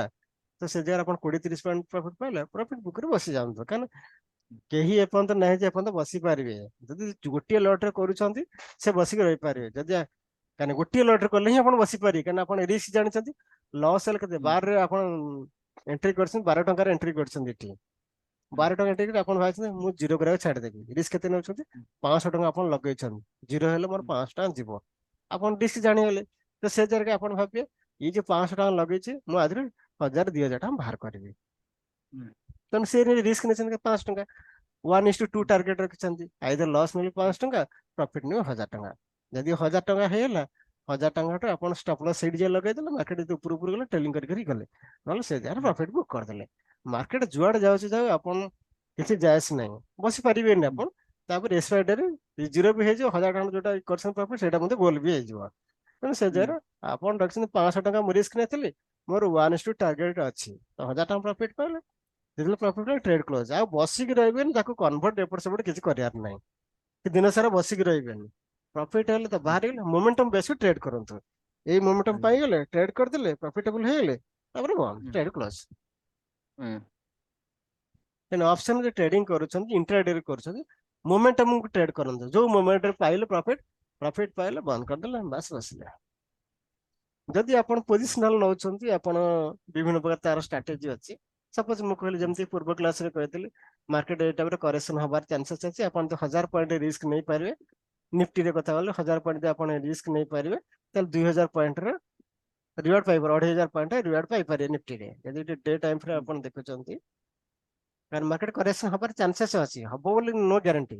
ତେଣୁ ସେ ଜାଗାରେ ଆପଣ କହିଲେ କଣ 1000 ପଏଣ୍ଟ ରିସ୍କ ନେଲେ 25000 ପର୍ଯ୍ୟନ୍ତ ଟାର୍ଗେଟ ଆପଣ ଏପର୍ଯ୍ୟନ୍ତ ଆସିଯିବେ କେତେ ନା 21000 ପର୍ଯ୍ୟନ୍ତ ଟାର୍ଗେଟ ରହିଯିବ।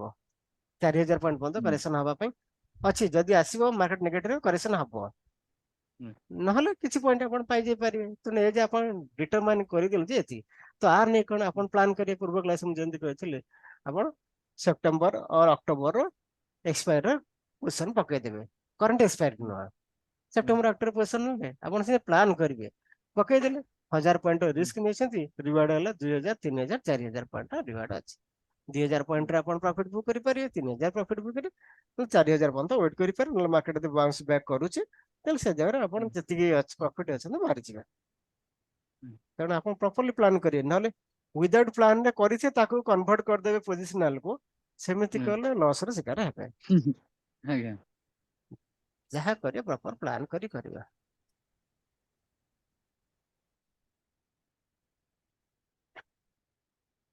ଓକେ ଆଉ କାହାର କିଛି କ୍ୱେଶ୍ଚିନ୍ ଅଛି?